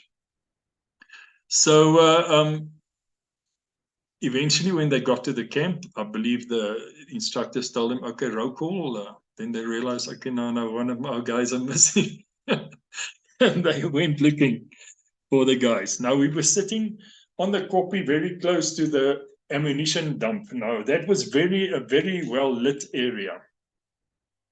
And the other group, we had to snatch this guy, and another group was going to attack a base. So they attacked the base, and they were coming back in drips and drabs. They were not walking together. And we were sitting up in the on the mountain, of course, looking down on the ammunition depot. And we saw some of these guys coming down the road looking for their buddy now, and they spotted our guys returning from the base attack. And they thought, okay, no, that's it. Now, the guy that was in front was a guy called Andre Broderijk. He wasn't very fast a runner. He was a very good cycler, but he wasn't a fast runner. So we could see that the people are they're catching up on him. They're going to catch him. And for some other reason, we just saw two flashes. And I later on asked, and then it was like the first flash, the one was pointing at the other one way and the other flash. Not that it can happen, but it was almost like that because Andre threw a stun grenade. Now, a stun grenade has got I think a 1.5 second delay from when the fly lever goes off, and then there's a half a second delay between the first and the second bang. So when he heard the guy was going to catch him, he pulled the pin on a stun grenade and he threw it over his shoulder. And that was the end of them chasing him. But in any case, they also chased two other guys, Blikkies and Cookie Brits. Cookie Brits died later. I can tell you something about Cookie Brits. He was quite a legend. And they ran and they got to a fence. And then now the group is chasing them. They got to a fence and they dived over the fence. And where they landed on the other side, they just stayed there. So the policemen, the reaction force guys came, they stopped at the gate, they shined their torches everywhere, and they couldn't see them. They thought, oh, well, we lost them, but they were lying right in front of them on the ground. They just didn't move. Good lesson in camouflage, don't move, huh? So, we took them. Later on, we stayed there for a few hours. Like I said, we spoke any language we could. The two of the people could speak German. The other one could speak some Zulu or Xhosa or whatever. I sang a song in Chinese that I learned when I was working in Table Bay Harbor, and so on. And he had no idea. And we took him 8 kilometers. We ran with him 8 kilometers back to our base that night. And we tied him to a tree. We went to bed. Well, bivvies. And the next morning we took him, still blindfolded, we took him to the main base. And when we took off his blindfold and he saw, but we were all white guys, he wanted to kiss us. He said he was 100% sure that he was abducted by terrorists. He was 100% sure. So that same guy, the next year, he tried the selection because he wanted to be in TOS, but he didn't make it. But yeah, good experience. Nice fun. It is, of course, part of police legend, I suppose, that there was a lost patrol in Rhodesia of the SAP coin. And they also got captured. This is for real now. They got captured there. They were swimming. There was some kind of a truce going on. And they got executed. And I think a sergeant disappeared. He's gone till today. We still don't know if he was actually taken, over the border, or perhaps he was just killed and the body disappeared. We just don't know. We still don't know. It's really sad. But this reminds me of something. I know that in Railway Police College, you people had actually quite good hand-to-hand combat training. Jock, Andre Olivier. Yeah, difficult man. And I hope Andre is better now. I understand he had a knee replacement just last week. But he's a tough guy. And he's now like a legacy pastor, chaplain here. People are going to ask me this. Did the police special task force, any of them, did you had any extensive type of training hand-to-hand? Could you handle yourself anyway because you're a policeman? We got self-defense training in our basic training. We got self-defense training. I think my instructor was a guy called Stander. Now he was some other black belt in, I think Jeet Kune Do or something like that. He was in some martial art. He was a black belt, and then Andre Olivier. He was my self-defense instructor when we did the Sky Marshal course in the 80s, and he was a third dan in jiu-jitsu, if I'm not mistaken.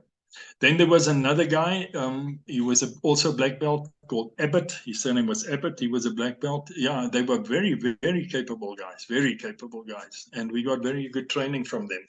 I don't say, I mean, it's like any martial arts. You can't do a course for a while and then you're this master killer of everybody. But I mean, as you know, it's a lifetime commitment, sort of. It's years and years of practice to become really good at it. But yes, we got very good training in self-defense. One of the rumors which I've heard that the Special Task Force guys, one of your tests right in the beginning is a bit of a boxing match. But it's not really a boxing match according to the rules of Queensberry or whoever. It's just a circle of two guys just hammering away for about a minute.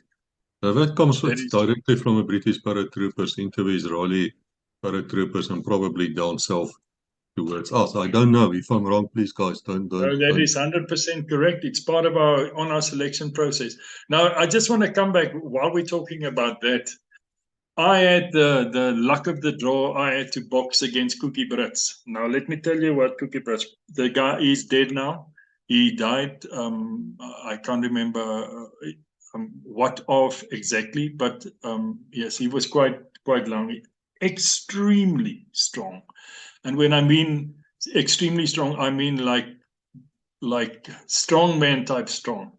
We had a Ford Husky, to give you just a background on the guy. We had a Ford Husky. Now, if you don't know what a Ford Husky, those like a little panel van, and it still had a steer column shift. You know, the gears were next to the. And one day I put it in reverse. I was alone in the vehicle, and I pulled, and nothing happened. And I took it out of gear, and I put it in gear again, and let go of the clutch, and nothing happened. And I got out. Cookie Brits, on his own, picked up the back of that Husky with the little wheels a few centimeters from the ground.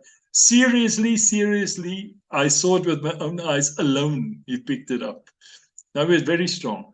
And I was drawn him, or they gave him, probably to teach me a lesson or something in the boxing when I was on selection. Yes, we had to box and until the first guy don't want to go anymore, or if they see, okay, this is getting too much now, then they stop you. But yes, no, we had to box. And I had to box the Cookie Brits. I survived it.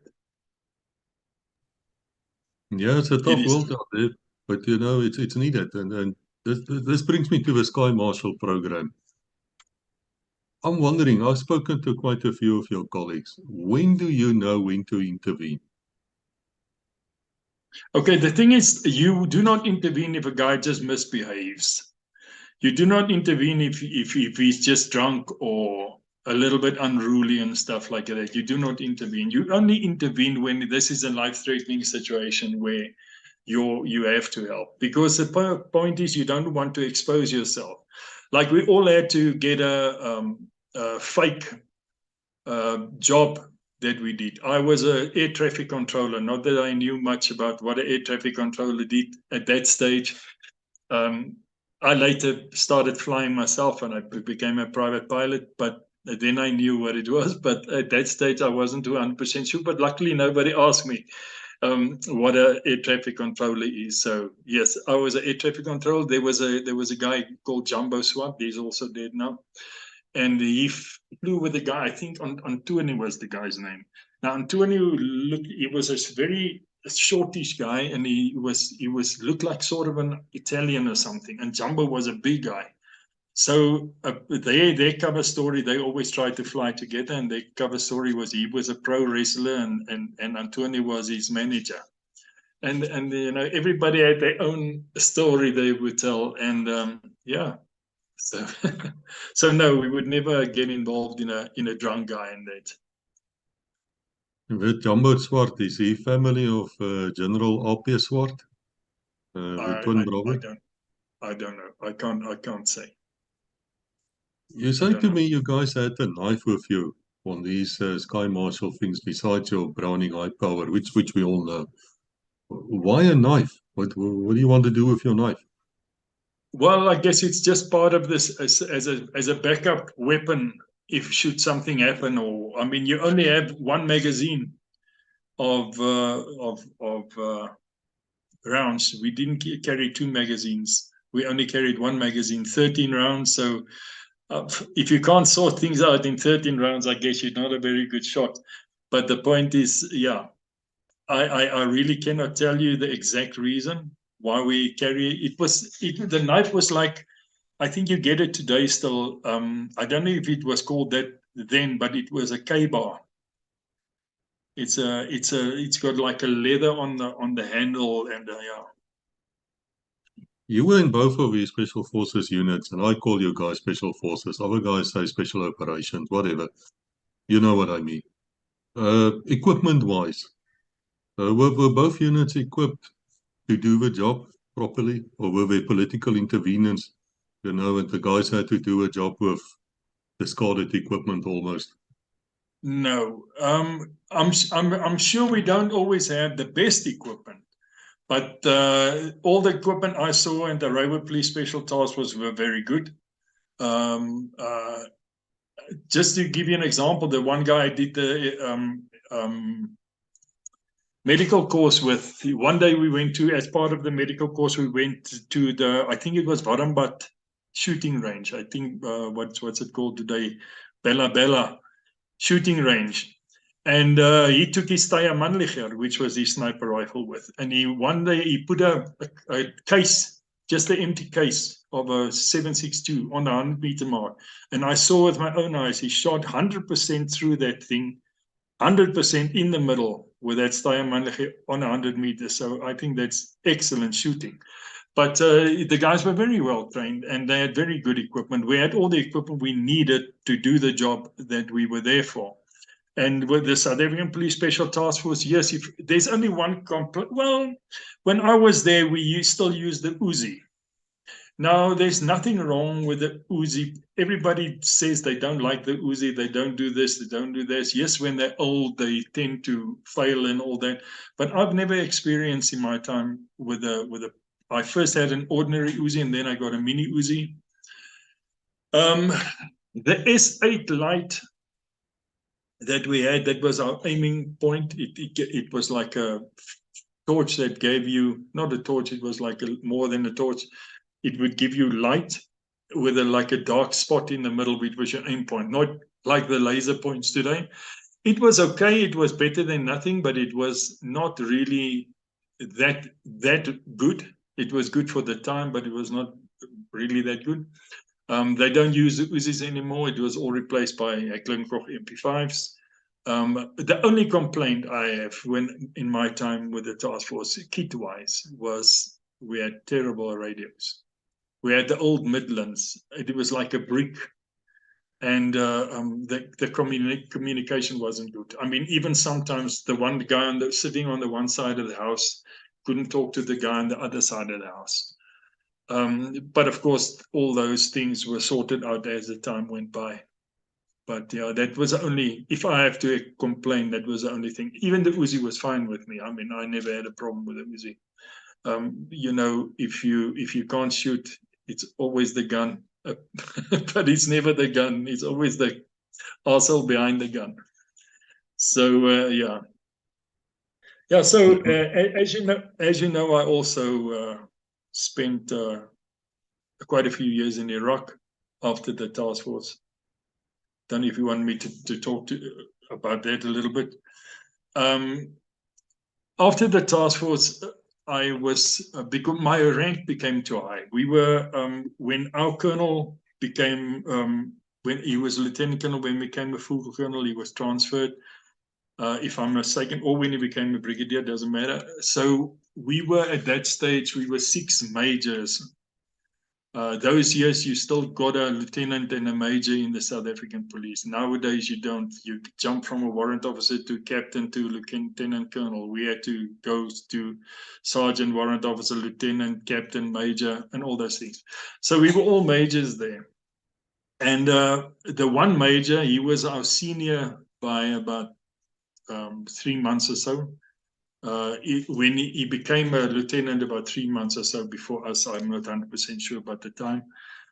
He was a senior, and of course, he was the chosen one by the previous commander. So he became the commanding officer. He's also dead now. He later became a general himself. So Mike Fryer. We were 6 majors, and of course it wasn't. I don't know. They thought maybe it wasn't a good idea because we would differ too much with the with the commanding officer, and I don't know. I mean, and they decided no, it's not a good thing, and the 5 of us had to transfer. So we got. They said we could get any place that we asked for, any province that we asked for, or any city that we asked for, not necessarily any department. So, of course, I came from Cape Town, born there, grew up there. I went to Cape Town. I asked for Cape Town, and when I got to Cape Town, they said, no, I must go to Guguletu. Now, for the people that doesn't know Guguletu, it's a black township. We were only 3 policemen, white policemen, on the station. It was the full colonel. He was the station commander. I became, in early 94, I became lieutenant colonel, so I was a second in charge, and then there was a white captain. The rest were all black people. And of course, in 1994, with the new South Africa, police unions came in, pop crew came in, and this is one thing where the police slipped up seriously. We were not taught 1 second. We never received 1 second of training on how to handle unions. We had no idea. We had no idea what they were allowed to, what we were allowed to do, you know. And the one guy, a sergeant, he was the shop steward of pop crew, which was one of the police unions. And he did a lot of things. He would report on duty and then just piss off, do whatever he wants to, took the police van, and just, he was totally under control. So we charged him, as he should have. We had 18 counts against him, and we suspended him.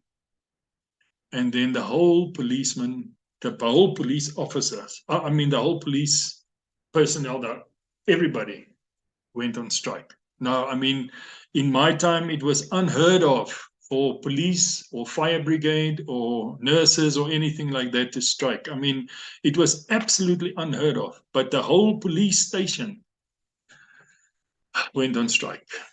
So, of course, now at that stage, the National Party, the old National Party, was still in charge of the Western Cape, and their Minister of Police or Minister of Security was he used to be a traffic policeman in Bishop Lavis. I can't remember his name. I said his name earlier, but I can't remember now. Him and the guy that was fired out of the police, Gregory Rockman, they were there. And it was our regional commissioner, who was a brigadier, my colonel, who was my station commander, and I was lieutenant colonel, and I was in that meeting. So from the onset, you could see that they were not really interested in hearing what we say. Gregory Rockman was going on crazy, and he was, telling us we are old policemen, old officers, and so on and so on. And I just said, sorry, but I'm not going to take part in this. And I told the Minister of Police, sorry, I'm not taking part in this meeting, and I walked out. And I was never part of the police, of that meeting anymore. When they came out, I asked them, did they reinstate this guy that we suspended? They said yes. I immediately gave my car keys to my station commander. I told him I'm booking off sick. I'm not going to allow this.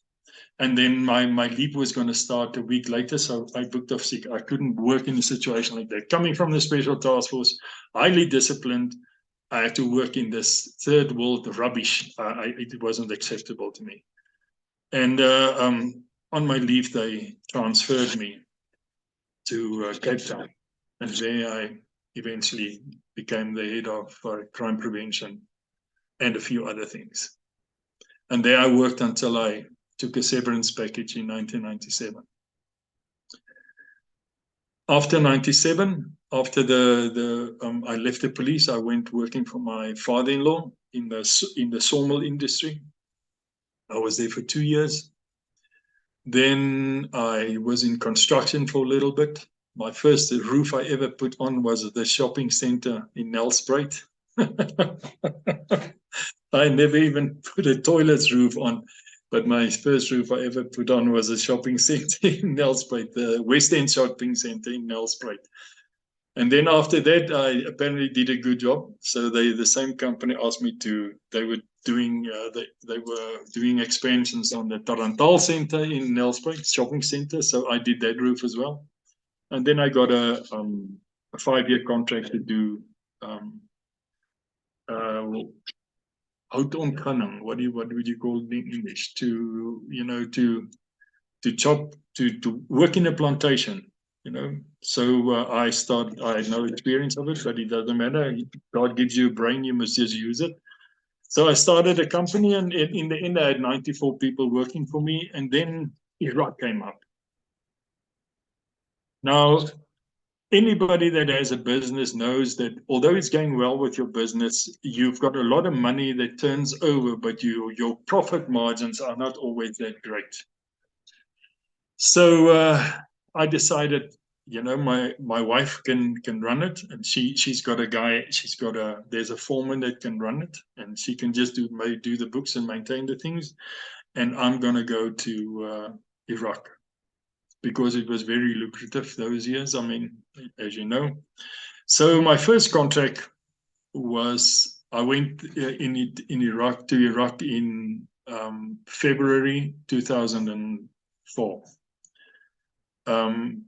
My first contract was with a South African firm, MTS, and I worked for the Swiss ambassador. I was the bodyguard for the Swiss ambassador, Mr. Eichbacher. Sorry if I shouldn't have named his name, but never mind. So I worked there for a few months, and then I became a team leader for the same company on a contract that we looked after the guys who fixed the oil pipelines that were sabotaged. Now the terrorists would sabotage the oil pipelines. They would blow it up, dig holes next to it, and then put explosives in, blow it up. And then we would look after the guys that would go out and fix these pipes. That was also the contract that I had the most attacks on our convoy. We had 3 attacks on our convoy on that contract. But after that, I went to work for an American company for 3.5 years, and our job was to train and to be coordinators and look after it was a prime minister, the previous prime minister, the state president, the 2 vice presidents, the Speaker of Parliament, and then another guy. I think and there was another. There was the 7 top government officials of the Iraqi government. We had to look after them and train their bodyguards. At first, the SEALs were looking after them, the American SEALs, until the guys were trained, and then they were trained. They took over from the SEALs, and we mentored them and gave them training on the job and went on all the missions and all that. The reason why this specific thing, because we were all South Africans, all of us were South Africans that worked on this contract. And the reason apparently why they didn't put Americans on, because they were such a high value target. They were such a big threat on those guys' lives, because they were now Shias. And there was only one Sunni, I think, and he was the one vice president. The rest were all Shias. And as you know, when Saddam was in charge, the Sunnis were in charge and not the Shias, although the Sunnis were in the minority. They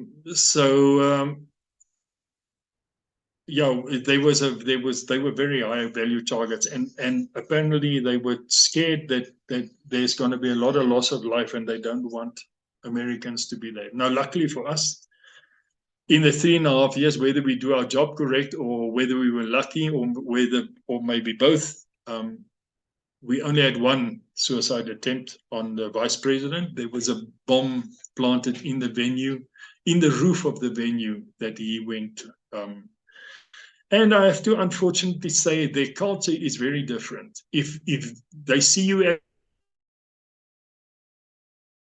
if they know you, they don't search you. And unfortunately, they if it's in a friendly venue, they don't want you to search the place.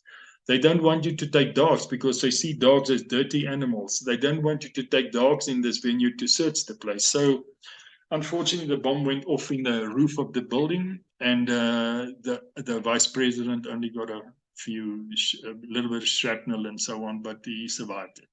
And we all survived that 3.5 years. After that, I went to work for another American company, more in the guarding division. A long story why we ended up in the guarding division.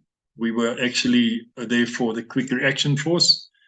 And all South Africans did the fitness test. We all passed because most of them, actually 90%, 95% were task force members or ex-task force members. We all passed the fitness test, and then we do the shooting exercise, the shooting test. We all passed the shooting test. And then they decided, one of the operations managers or something decided, no, they're only going to, from now on, they're only going to take coalition force guys to do QRF work. So they brought in 14 guys from England, Australia, Fiji, no, not Fiji, England, Australia, Croatia, I don't know, all the guys that were in the war with them on their side. And out of the 14, they sent 11 home because they either failed the fitness test or the shooting test. Then they said, okay, now your South Africans are good enough for it. And we said, no, sorry, we were not good enough in the beginning, so no, we don't want to. So that's where I ended up doing guarding for a little while. Then I gave it up. Then I stopped in Iraq for a while, and I worked for a South African security company. I was an operations manager for VIP protection. And then after a while, the lure of the big money became again, and I went back again. And there I worked as a bodyguard again. I worked for a British company for 2 years as a bodyguard. Then I stopped again. I came back. I was offered a job again by the same company, and I became head of training for this company. And then after 1 year and 4 months, I decided, no, then money is still too good. And I left again for Iraq. And then I worked there for just over 4 years in training Iraqi soldiers and the company I worked for, their personnel and all that. And then I retired. And then I was at home for about 2.5 years, and I decided, no, I have to do something. And I was offered the job by the same company for the 3rd time. And I became operations manager for Strike and Ride, and I resigned on Friday. So yeah, I'm back on pension again. Let's hope it stays this time. Well, I'm very glad to hear that. Otherwise, we would not have been able to grab hold of you. So, but I can't blame you for leaving. We were discussing before we were recording. I myself left the police because of pop crew and these things. I stood looking there, and I thought to myself, this is not the police force. There should be respect for ranks because you worked for your rank. And I could see absolutely no reason. I still cannot see any reason why there should be something like a union involved in a police force in Africa, which is different kind of policing. It's totally not the same as a Bobby on the beat or whatever. And I dare say there were a lot of respect of us and our officers. We expected our officers to take care of us, and we would take care of them. It was just a professional type of thing. So, yeah. And I recall when this Lieutenant Rockman came bouncing into the news. I don't even know exactly what his story was. But I said to myself, this is not something I want to be part of. So I left. But while you were there in Iraq, what was your general impressions of American contractors? And I asked your friend RSM Brenton Tiller the same thing. Because from outside, it does look like these guys were a bit of cowboys. No respect for the law. And they get away with it, so it goes to their head. And that must make your job so much harder. The thing is, the Navy SEALs we worked with, they were very good guys. They were very respectful. They were very well disciplined. I mean, the one guy, as you know, just give an example. They chew tobacco. A lot of them actually chew tobacco. A lot of Americans, and especially in the military. And this one guy. Now we drink water out of a see-through plastic bottle, and they would spit that black stuff into the bottle and they would put it on the table. And this was unacceptable to all of us. And I was the only one, I was the only one with the balls to confront this guy. I told him, listen, mate, there are a few different cultures sharing their own office. This office, and I mean, it's not acceptable for us to spit in the bottle. First of all, where I come from, you don't just spit, and then secondly, spit this black shit into a bottle and then leave it on the table for us to see. It's not acceptable. And he was very apologetic. Very apologetic. He even went into the office. He said, "Sorry, guys, I didn't know it, and I'm fine with it." So they were good guys. I mean, they were very good guys. We worked with some special forces guys that was on the same contract, looking after the Prime Minister. Eventually, when they brought them in, we worked with Australian Special Forces guys and very nice guys. We worked with Rangers, the most arrogant ones. And I don't say they're bad. I don't say they're probably good because they've got a very high, they are seen as very quite the special guys, and that was the Marines. They were very arrogant. I have to tell them they're very diligent. They're very good workers. They don't slip up. They stick to what they taught. They stick to their rules and all that. But they were very arrogant guys, and you couldn't argue with him. He was right. You were wrong. You couldn't even argue with him. Okay, and the simple rules, I mean, the silly rules that these people came up with, it made absolutely no sense, but there was no way you could explain to him, but it doesn't make sense. So yes, they were very good guys, and they were very big assholes. And egos are extremely big. Not all of them. The ones that count, like the SEALs and the Green Berets guys, they're very sort of down to earth like our guys. But other guys, they are very, I mean, the Blackwater, Blackwater, and Brenton also spoke about Blackwater. They trained in the same gym as us. You would always laugh because most of the Blackwater guys would come to the gym with the long pants. Now, in South Africa, you don't go to a gym in a cargo pants or in a jean. But when they start exercising, you can see why. They never train their legs. Their legs are like little matchsticks, and they've got this big body. I saw one guy doing a deadlift one day. His legs were shaking like he had bloody, I don't know what. But in any case, yeah, good guys and bad guys. But one good thing of them, one good thing, they are very patriotic. Very patriotic. But I'm telling you, it's unbelievable how little most of them actually know about the rest of the world, although they traveled so much. One guy asked me, but where are you from? I said, South Africa. He said, yes, but where? I said, South Africa. He says, yes, I know Africa, but where? He didn't know there was a country like South Africa. I honestly think I know more about America than about 80% of Americans. I mean, I had to argue with an American one day, how many stars are on his flag? He said 51. I said, no, there's 50. No, 51. And we had this argument. I mean, but yeah, good guys and bad guys. Talk about good guys and bad guys. I've got a last question for you.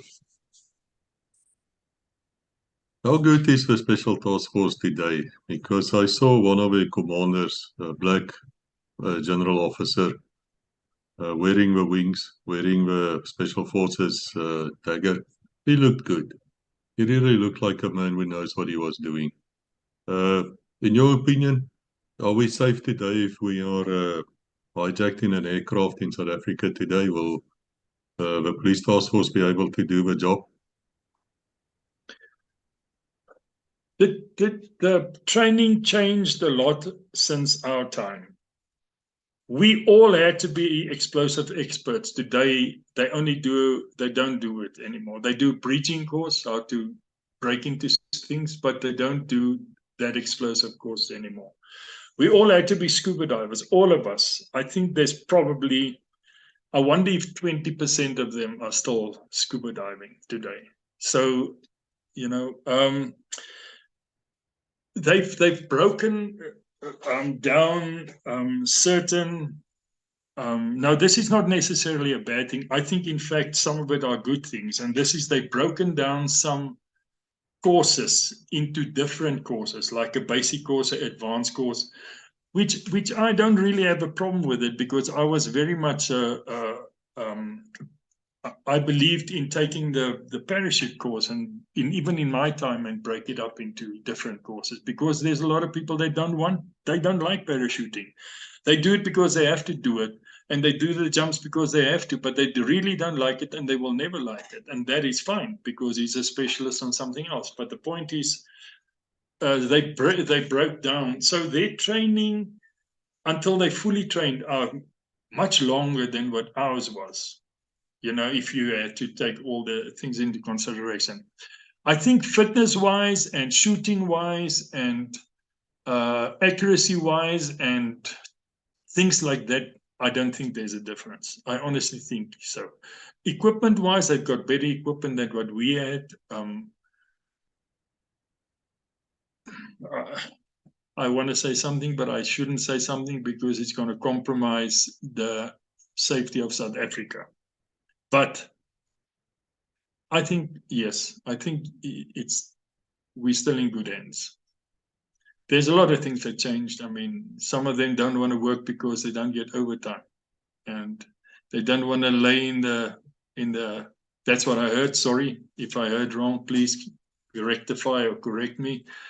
They don't want to work in the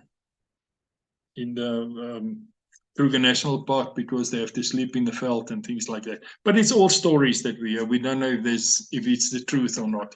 But quality of training wise, yes, I still think it's good. The abilities wise, we work with some. I worked with some who came over as instructors in this last security company I worked for.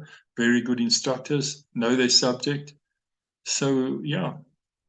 The thing is that I think the training is the same. It's maybe the attitude that changed a little bit, because as when they started, see, in my time there were no black or colored guys in the special task force, and I believed I was one of the first ones that said we really need them. I can't go to Soweto and do observation as a white guy. We need them. So I was the first one to say that. I'm very much for it. They must just do the same selection as me. And so, yes, things have changed a little bit, but I think South Africa is still safe in their hands. Thank you. I don't think we can get a better answer than that.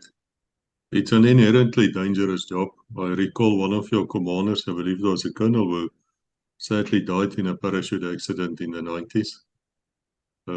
So a special task force is special. You got the guys who get called out to the normal police cannot cope with whatever is happening. Yeah, it was Blom. He was a colonel, Colonel Blom. Yeah, it was a parachute accident. It was one of the training exercise or training, whatever you want to call it. And but he's not the only one. There's another guy that also died in a parachute accident one night. They were doing a night jump. I think it was with the military. I'm not 100% sure, but he also died. Yeah. So yeah, it's actually two that died in parachute accidents. I think we can sit here talking for another 2.5 hours, but we have to call a break now. It's almost the Sabbath aside. We're 5 hours ahead. And when the sun goes down, Chris stops walking. It's a Sabbath. It's a fourth commandment. I cannot argue with that. I command under no circumstances. But Colonel, thank you so much. I really appreciate you coming here. I'm sure there's going to be a lot of questions. And if needs be, we will ask you to come back and just clarify here and there. It was a great honor for me to speak to you, so thank you for that so much.